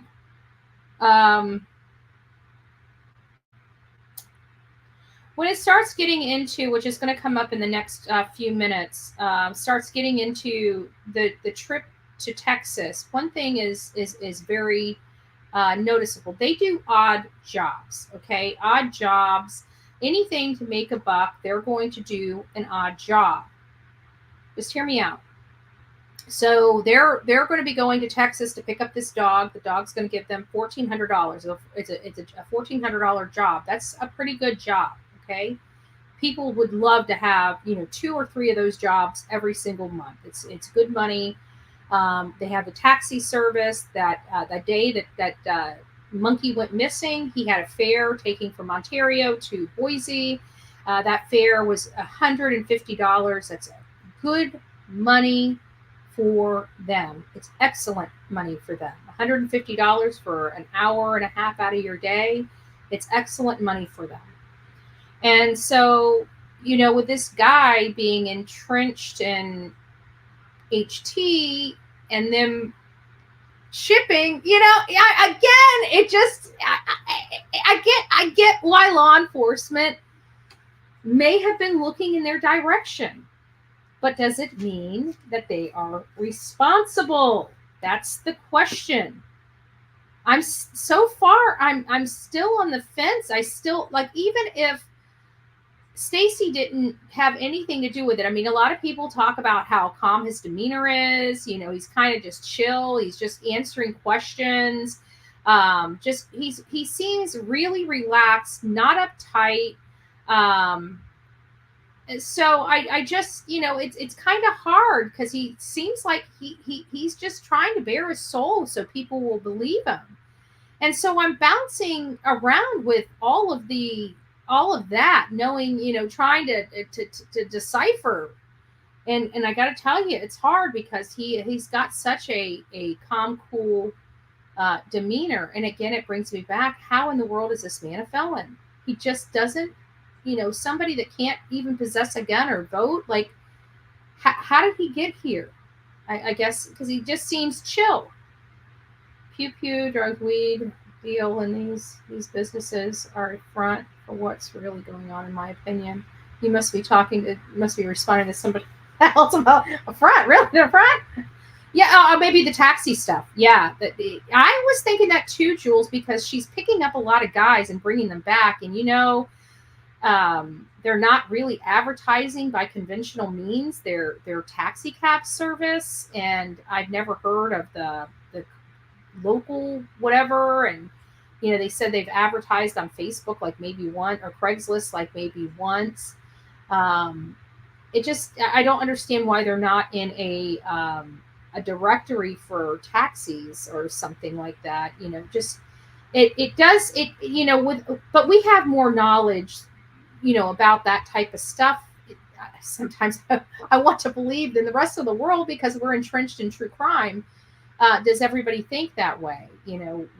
Could this be going on in a small community like Fruitland, Idaho? It's almost hard to believe, but what? I got to remember that I know that my politicians have told me that the cartel's here in my community. And if you told me that, several years ago, I would not have believed it. I still don't believe it. I don't want to believe it, right? Could that be going on in a small community like Idaho? I would like to say no. It wouldn't be going on something like that out there. But this day and age, who knows? Who knows?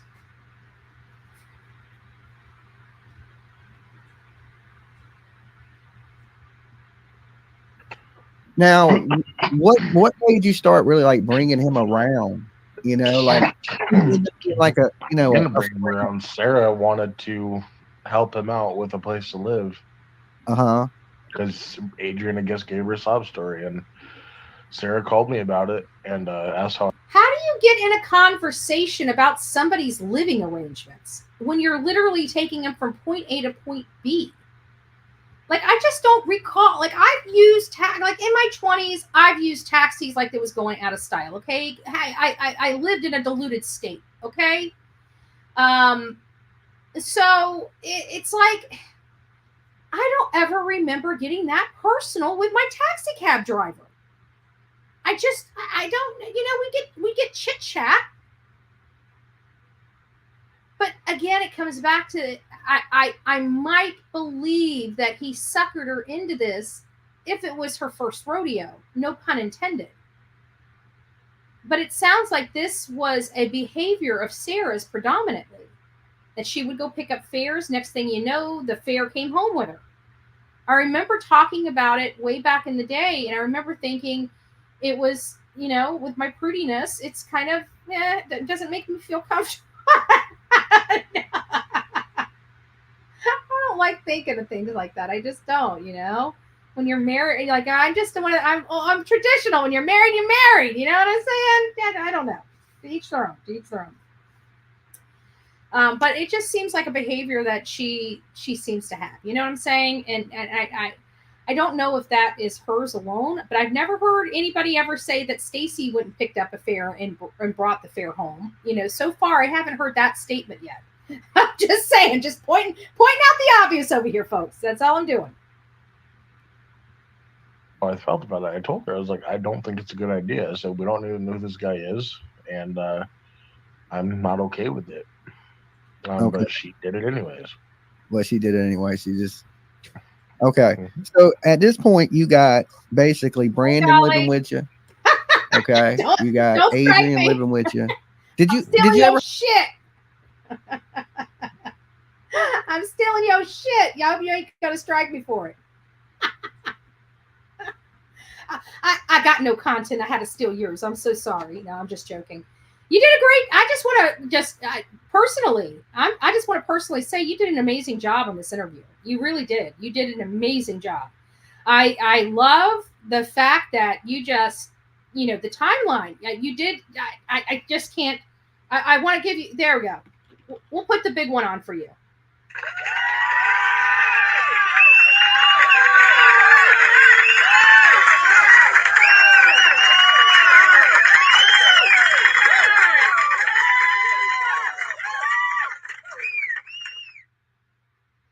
So we're being just ultra. Well, we're being moderately critical. We're being moderately critical of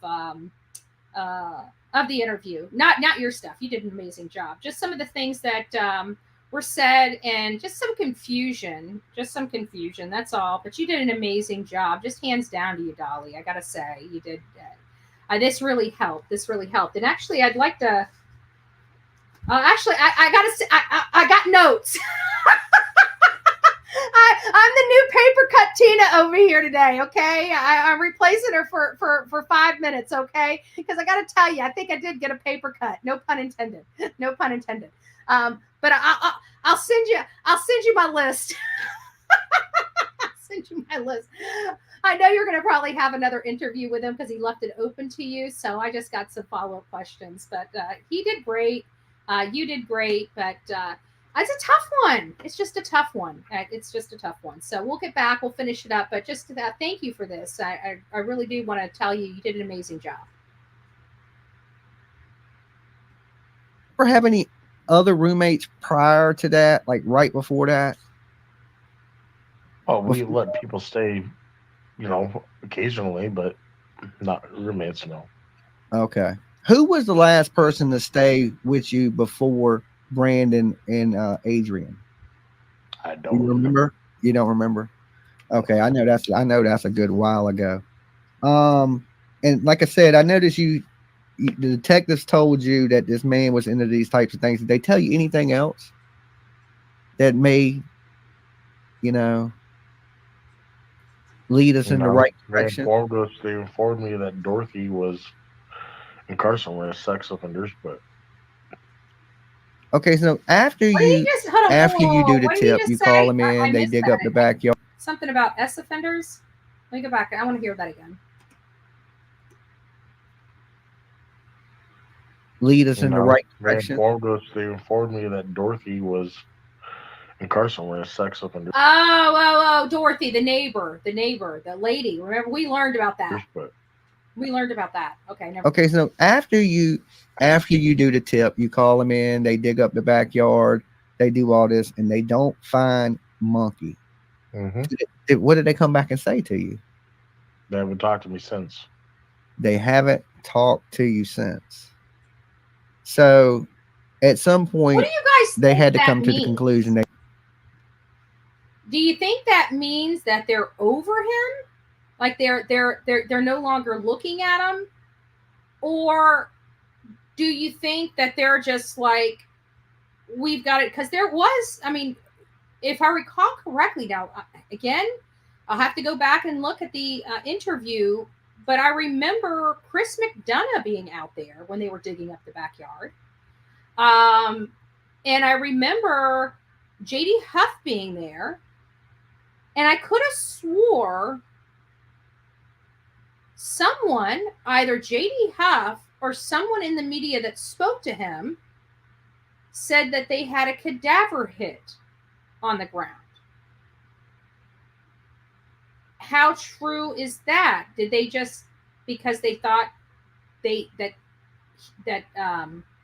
Stacey was being legit, they just said that so they could get the warrant? Is there some fruit from the poisonous tree issues here? You know, I just wonder, did they, you know, because I mean, Stacey is saying things and we need to look at those. We need to look at all avenues.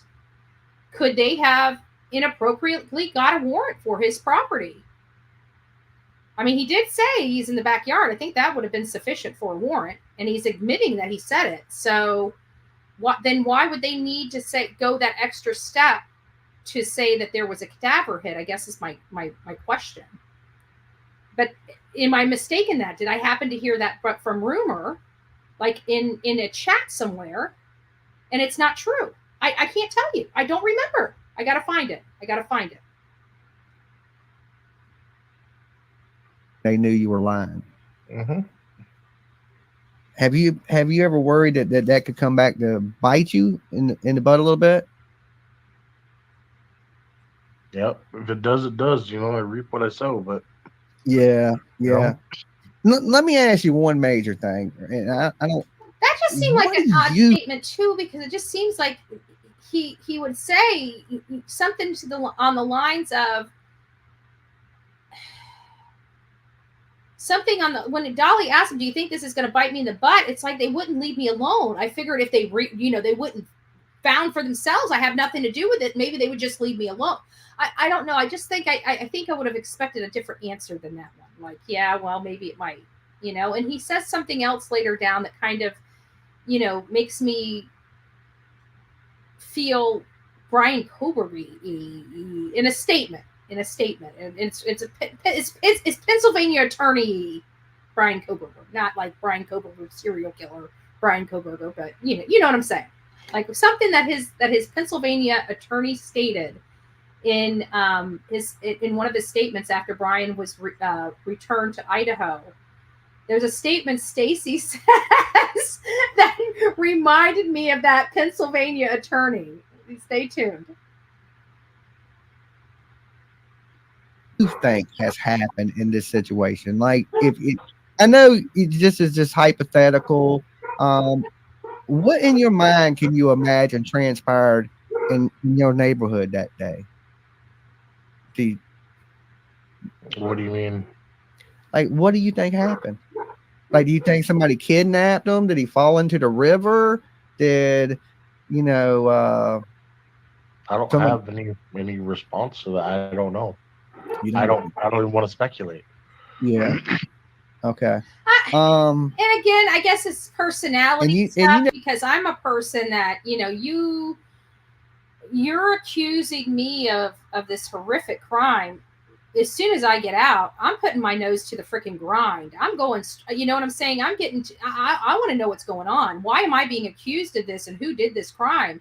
But that's my personality. When it comes to me or my family, I'm a freaking pit bull. I was hoping he would go Don Wells here. Oh yeah, I know. Right? Sorry, I'm on one computer. I'm in office number 2 today. I'm chilling like a villain. never noticed nothing strange about any of the occurrences that were going on. Have you seen the pictures from of the guy walking on the sidewalk in front of the splash pad? No. You've never seen the picture of the man that was a suspect in the disappearance of Michael Vaughn that was walking on the splash pad? No. Okay. I don't have that right handy to pull up to show you. Let me see if I can pull this up real quick for you, Stacey. There was a man, understand how and he was not- caught on CCTV, and he was wearing shorts, tennis shoes, and a white T-shirt the same day that Michael Monkey Vaughn went missing. I don't see how he did not see that. It was my understanding that image and the other vehicle was literally plastered day and night on their news. Now, I don't know how true that is. That's just what I heard. It's just hard for me to believe, but again, I digress. My question is it possible this man could be Brandon walking through the neighborhood? Because this picture was shot earlier that day. It wasn't around the time that Michael went missing, but it was a gentleman walking through the neighborhood. And I'm just curious, is that gentleman possibly could be Brandon taking a walk? Not possible. And how was he so for sure? Because he didn't get back to the house until 4:30 that day. When was that? Does anybody remember when that photo was taken? I can't recall either. I probably should have looked it up, but I knew this was going to be long, and I didn't want to put any more into the show than just going over this. Does anybody know? I'll go back and look. Okay. All right. So let me see if there's anything else that I wanted to ask you to clear up real quick.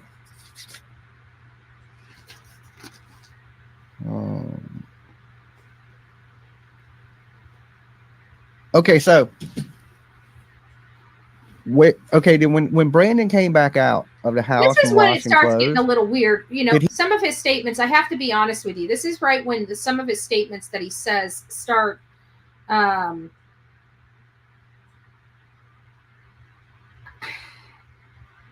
don't know. Some of them are almost a little scripted for me, like him not wanting to even speculate on what happened. Like, I just don't understand why he hasn't asked anybody any questions about nothing when people are pointing the finger at him and looking at him. It's like, you know, I would think that you would want to ask, you know, maybe a neighbor or something, what have they heard? But it doesn't sound like he did that, or if he did that, he didn't want to share that with Dolly. But either way, let me just get on with this and I'll stop it where I need to. He bring the duffel bag back with him. Did he bring the wet clothes back? Oh, he does ask. Thank you, Dolly. I forgot you did ask this. You just didn't ask it at the area that I asked this very question. Why didn't he ask him about the duffel bag? But you did. So let's hear this. So the duffel bag that he took to his mother's house, he left at his mom's house to clothes, and he just basically went in, changed, washed those clothes. Okay, now. So there's that question. So again, it comes back to when you're talking about the frickin' laundry, which we talked about, it comes back to why couldn't he use the washer and dryer at the Wondra's house to wash his clothes? He was living there, right? I mean, he was sleeping with Sarah Wondra. That's a question I've always had, is why couldn't he wash his clothes there? And if he took clothes home to wash them, why didn't he take clothes back with him, clean clothes back with him, so he had clothes to wear the next few days? That's just, I'd like clarification on that. But again, now we know for a fact that he went in the house. He was in there for 10 minutes, according to Stacey. He went in there with his clothes. He washed his clothes, changed his clothes, and didn't bring any clothes back. So, like I said, I can kind of see why law enforcement was looking at them. If they're not guilty, this must have just been a day from hell. I don't know. Did you talk to your wife since they accused you of these things? Not that you've done it, but since they accused you of it, have you had a chance to talk to Sarah at all? She had called me a few times. She called me the other night, actually, and I literally laid into her. I was like, "Oh, Olive, come on." I had told her pretty much that I was done with it, and I'm not going to give her any Not even. I mean, I contemplated maybe trying to, He can't even say figure things it. He out. can't even say it because we know he's got his other girlfriend. It has to be his other girlfriend in the room giving him drinks and bringing his dip to him. And he's talking about Sarah, like, I was contemplating possibly getting back with her, but he couldn't even spit it out of his mouth because he's got another chick looking right at him. I guarantee that's what it is. But How long had you it's been? just too much. I know you must have been with her. Have you been with her for a long time before this transpired? How long have y'all been together? I don't know. That might seem like a It'll be silly 6 years. 6 years in April. Oh, okay. So yeah, y'all been. That's almost like being married in a lot of states. So y'all pretty. Oh, we are married. We're Y'all are legally married. That's right. 6 years. Oh, that's right. Her last name is Wondra. That's right. Okay. So you have spoke with her. Has she spoken to you saying, "Hey, I can't believe they're accusing me of this"? Oh yeah, all the time. And what does she say? That she has nothing to do with it? Fill me in a little bit on. Typical stories. Yeah. She I said just this is. can't believe it. I'm so appalled, and I just don't even care to really talk to her.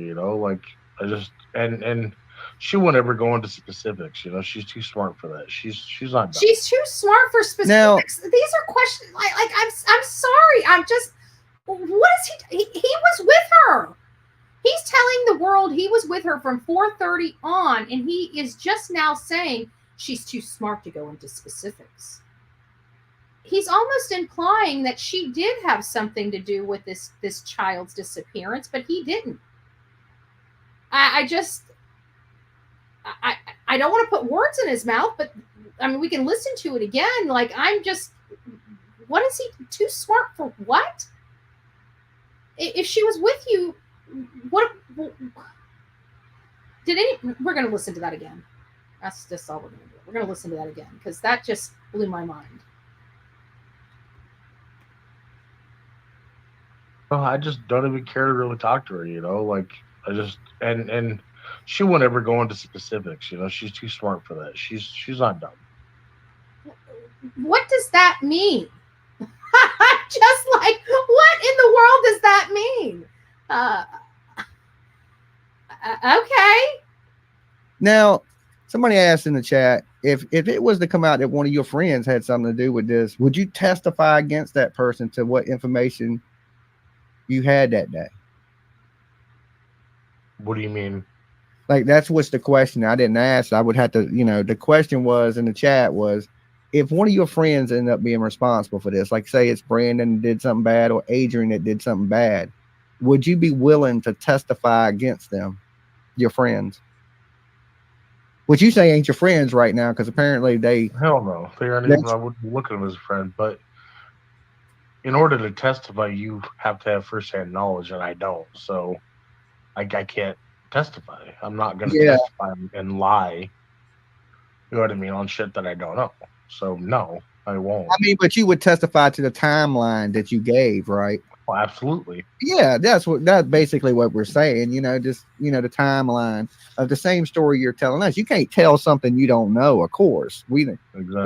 How you gonna be like, yeah, I would. You can only tell what information you know, and you're openly been sharing information with us, and I think that is great because these dudes are hiding and they're putting out information and they're kind of pointing the finger at you. But at least you're opening up to come up here, open up for questions, tell what happened that day, and you're not hiding from it. And I think that shows a lot. I have to be honest with you. That's what is putting me on the fence. I will not lie. It's what's putting me on the fence. The fact that he is coming out here, he's kept a calm demeanor. He, no matter really what question you ask him, he doesn't go and blow up or, get angry or have those, what I would conclude to cues, cues of deception, things of that nature. But he's just keeping calm, cool. The only thing I've noticed about him is when Dolly's questions are a little bit longer, he gets confused as to what's happening to him. But we know he's been in, at least one horrible bull accident, and it left him, And some certain, I just keep wondering, did he have a head injury in that particular event as well? Because again, he just seems like the longer the question gets, the more confused he seems about what's being asked. And that's the only thing I've noticed so far. Okay, a lot. Is there anything else you want to say to the viewers? You know, that you didn't do this, that this is all just a misunderstanding by the police, or anything of that nature? Is there anything you want to leave the viewers with tonight? I just want to thank you all for, coming on the live, and I want to give a huge shout out to my friend Eve, who's also been a really good support to me, and I've been. No, I'm laughing because we know she ain't just been your support. Stop it. Stop it. We know what you guys been doing. You've been supporting, all right. Sorry. It's just how he said it. A really good person that's been helping me go through my troubles, and a huge shout out to you, Dolly Vision here, and just want to say, you guys are doing amazing. You guys keep doing what you're doing, and I hope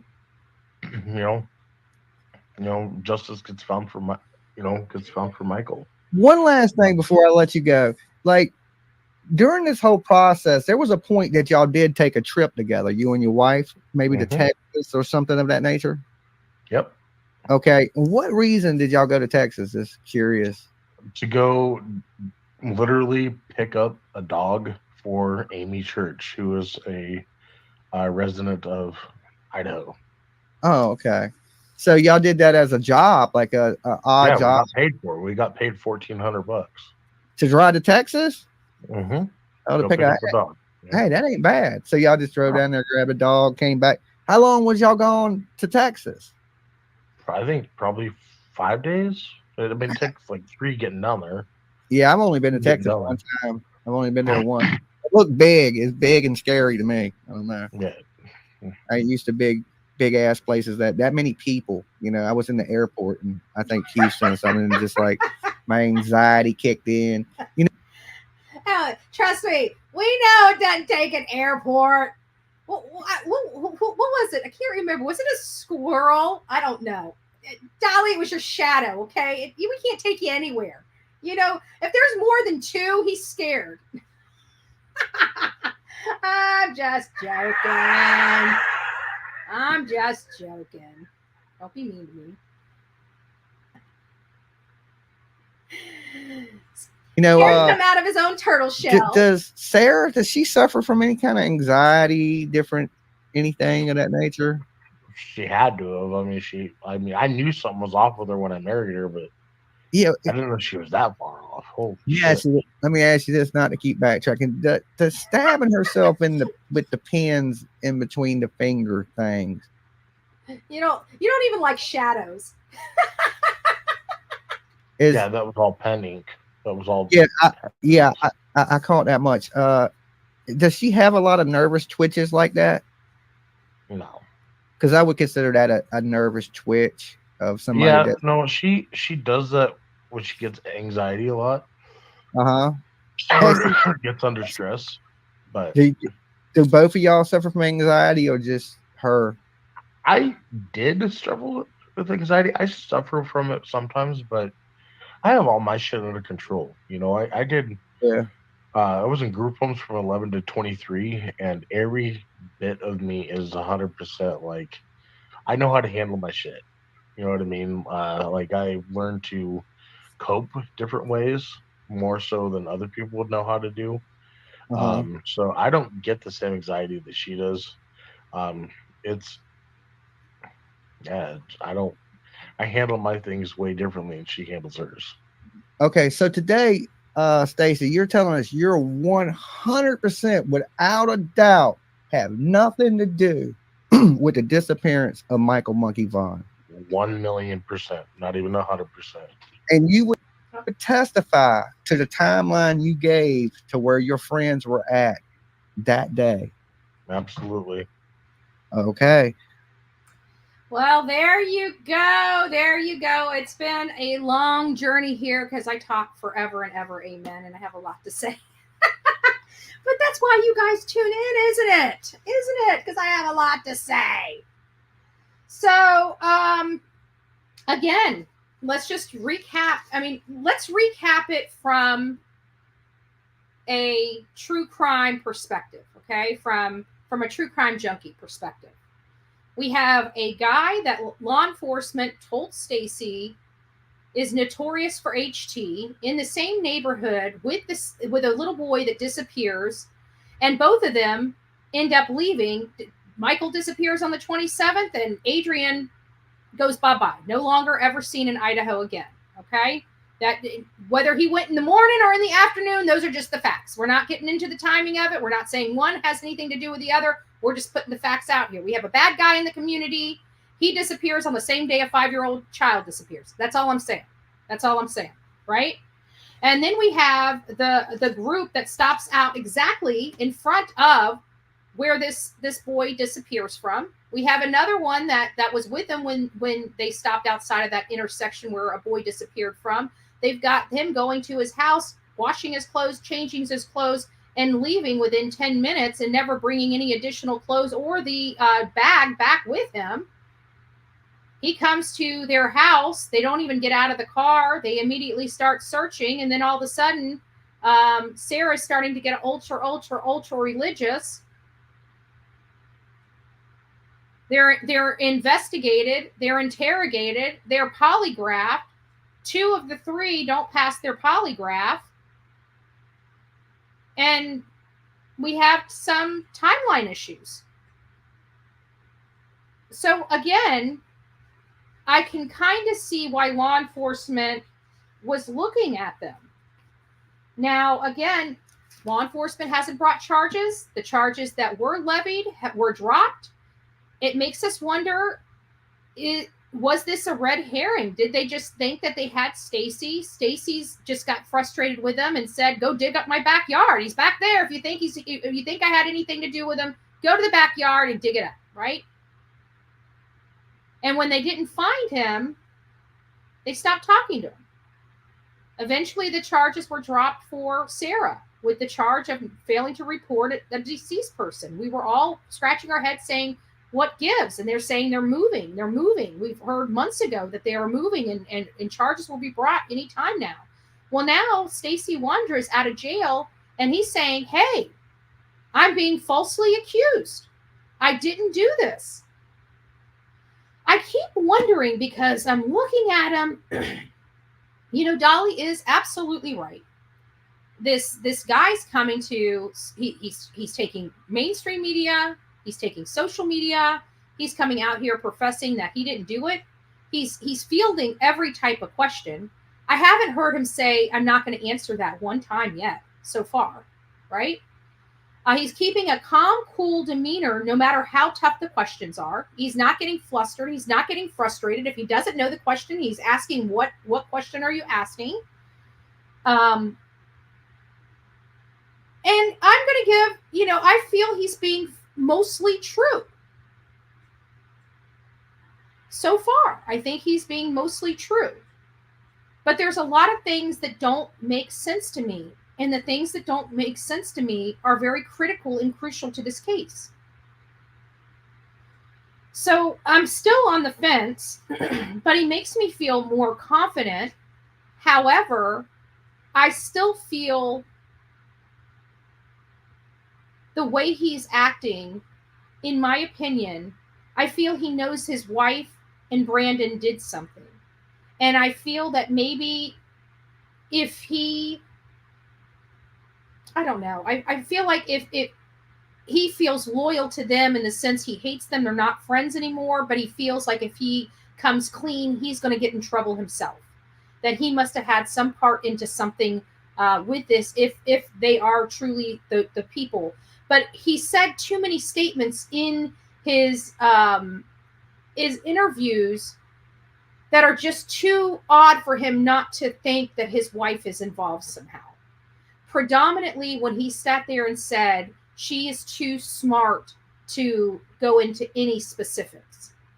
it almost implies that he knows she had something to do with it, but she's too smart to get caught. So, but even at the beginning, he says that, she's got major problems that she may not even know right from wrong. So I feel like even though he's getting a divorce from her and he's very, very angry, I still feel like he still has some love for her, and that he's probably still in shock that this is even going on. And he's, it doesn't seem like he's not the smartest tool in the shed. And I don't mean that in any disrespect, but it's obvious. And, maybe he's processing things differently than we process things. And some things are maybe he's just in an unbelieved state at the moment. He probably, even though he's going through the motions, he's probably still can't even believe he's having to go through these motions.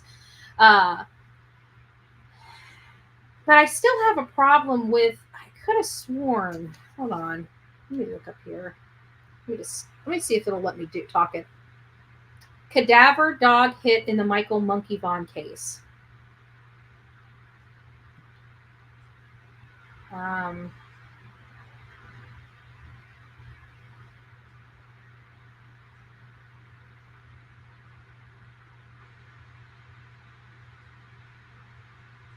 It may not have been. Let's see what this one says. Sorry, guys, just bear with me. An article from December 8th, 2022 says police in Fruitland continue to investigate the disappearance of 5-year-old Michael Monkey Vaughn, who was last seen July 27th, 2021. Most recently, investigators searched the backyard of a home where they believed Vaughn's remains were buried, but found no additional evidence. Ground-penetrating radar and certified human remains dog detector was deployed in the backyard of the neighboring residence. A press release states no additional evidence was found, and there was no indication that Michael had been in any other neighboring yard. The purposes of the search was an investigative step to eliminate all other possibilities. This comes after investigators excavated the entire backyard of a neighboring home on Redwood as Fruitland, after a credible tip led them to believe Vaughn was buried on that property. After a week of digging, press conference of December 1st, J.D. Huff said they believe Michael was abducted, killed, and buried on the property, then moved. They also shared the identities of 4 individuals who they believed to be living in the home at the time with knowledge about Vaughn's disappearance and death. Sarah Wondra, Stacey Wondra, Adrian Lucien, and Brandon Shurtleff. At last week's press conference, investigators revealed that Adrian Lucien and Brandon Shurtleff were staying with the Wondras at the time of Vaughn's disappearance. They believe Lucien, from Toledo, Ohio, is currently either in Ohio or California. Investigators say Shurtleff is from Kuna and is currently in North Dakota.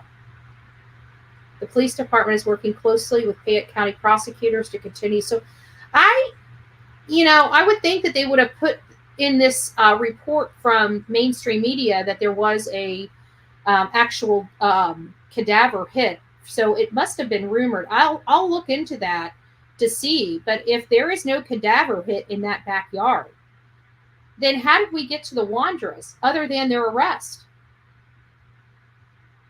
I mean, in all fairness, when you look at this case, the Wondras are mentioned absolutely nowhere. Absolutely nowhere. There's no outside of them living in this just across the street in a neighboring community. As far as anybody can tell, that's the extent of any kind of connection to this family. Until you look at their behaviors and then you realize that they were out in front of right where, within feet of where Michael disappeared from, earlier that day, supposedly, allegedly. There's a lot of weird phenomenons that happen for the Wondras that kind of make law enforcement look at them, but there's plausible explanations for almost every single one of those things so far. So are they still looking at the Wondras, or have they changed their sights on something else? Because we've been hearing for months that they are getting ready to file something. The prosecutor, they're working with the prosecutor. They're getting really, really close. But we've been hearing that literally for months. Did this case just blow up in their face? Do they have to start at the ground level, or do they really have something meaningful and very credible to link these 4 people, 2 of the people, 3 of the people, 1 of the persons, to the disappearance of Michael Monkey Vaughn? I really don't know. So far, the only time I ever heard of Wondra's name was when I found out she was arrested for failing to report Michael Monkey gone. And I can tell you her house number was on my list of uncooperating houses. So, that there could be more there. There could be nothing there. This could be a whodunit.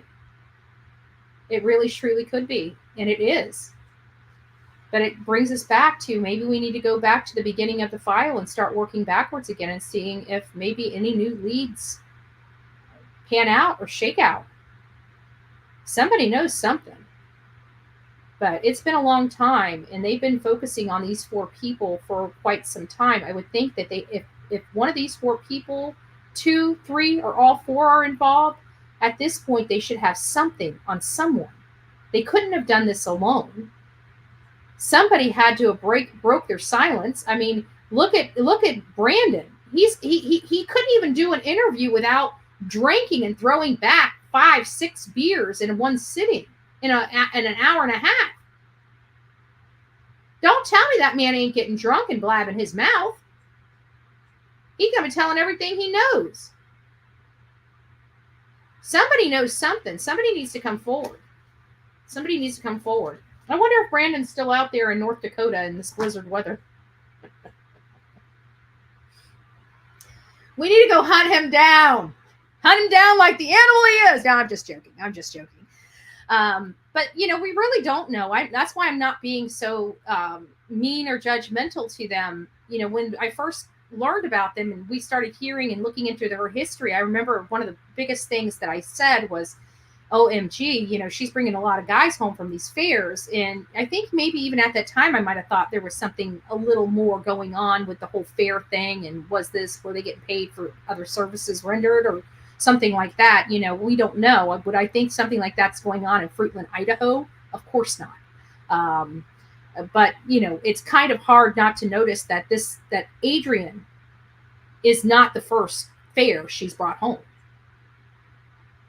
So why is this a behavior of hers? I don't know. I'm serious. This day and age, I'm sorry. I'm not bringing a freaking stranger to my home. I value my life. You know what I'm saying? Talk about, I know Dolly teases all the time about Jason Voorhees, but I mean, you're talking about me literally putting toothpicks in my eye, to keep my eyelids open. So I'm sorry. This is my private home. This is my personal abode. This is my refuge. I don't know if I can just pick up some stranger on the side of the road and bring him back to my home. Somebody I don't know. I mean, if I wanted to really help somebody, what she could have done if he was down in his luck is maybe not charged him for the fare and sent him over to a hotel to help him out. I don't understand why she keeps bringing him back to her home, her private home that she shares with her husband. It's just strange. It's just strange to me. I'm sorry. It's just ultra weird and strange to me. All right, guys. That's all I had. I know I just wanted to kind of get, some of my commentary. Hopefully, if anybody gets Stacey back on, to do another interview, maybe follow up on some of those things. I know one of the follow-up questions was about the laundry, but I'd like, and Dolly got that answer that he didn't come back with any fresh laundry. I mean, Stacey said that he just threw it in and washed it, that he didn't throw it in the dryer, but I would think that he would want to have exchanged, his old clothes with some fresh clothes if he wasn't going to wait there until come on. I know guys can kind of go commando and stuff like that, but I don't know if that's what they do. And if he doesn't go commando, didn't he get some drawers or something to I just can't think of it. I'm a little ish when it comes to cleaning of the, maintaining from head to toe. Okay, I'm sorry. I just want to know. Okay, I'm nosy like that. Is he a clean MFer or is he a filthy one? Like, I want to know what kind of person is Brandon? And why couldn't he wash his clothes at the Wondras? Why couldn't he wash his clothes in the duffel bag? And where was their washer and dryer? Was their washer and dryer broke? This doesn't make sense, because if the Wondras went to, like, say, a laundromat, like they didn't have a washer and dryer at the home, and you would think Brandon would accompany them to wash his clothes and vice versa. I don't know. It just seems really odd. There's just a few things that seem really odd about the story when it comes to details that could or could not have any type of meaning or anything like that. Anyways, I digress. You guys have a great day. You guys have spent enough time with me. You guys have spent 4 solid hours with me. It's been an amazing time. I appreciate it. Again, Dolly did an amazing job on this interview. Just hit everything. I liked the whole walking through, just dot by dot by dot. What did you do? And that's how I'm going to go back and get the timeline. I don't know if I'm going to make it public, but I will share it to some of the creators. But there's some areas. So if you guys talk to Stacey, maybe we can clear up those areas and get a good timeline for him, Brandon, and Sarah for that day. That would clear up a lot for everybody. Once we get it where we can just bring them a freaking, something to put up here and say, look, there's no way that this happened, right? I think that's really the only way we're going to be able to help them. If they didn't do it, because I got to say, I don't know anybody else in this community that has all these different check boxes, and there's a lot of check boxes being checked in law enforcement eyes against the Wondras. And if they didn't do it, what happened that day? Yep, they sure do, Snow. They sure do. So that's just my 2 cents. Don't spend it all in one spot. If you guys see something, say something. An ounce of prevention is worth a pound of cure. And until next time, please be safe and kind to one another, especially in the comment box below. You never know what day somebody is having, so you can make or break them. Be positive. God bless.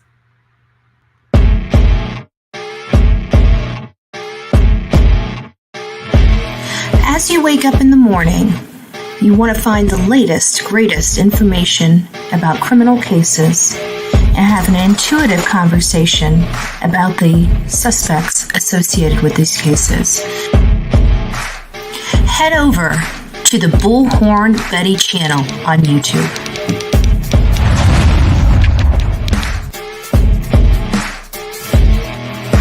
Get breaking news right here on the Bullhorn Betty channel.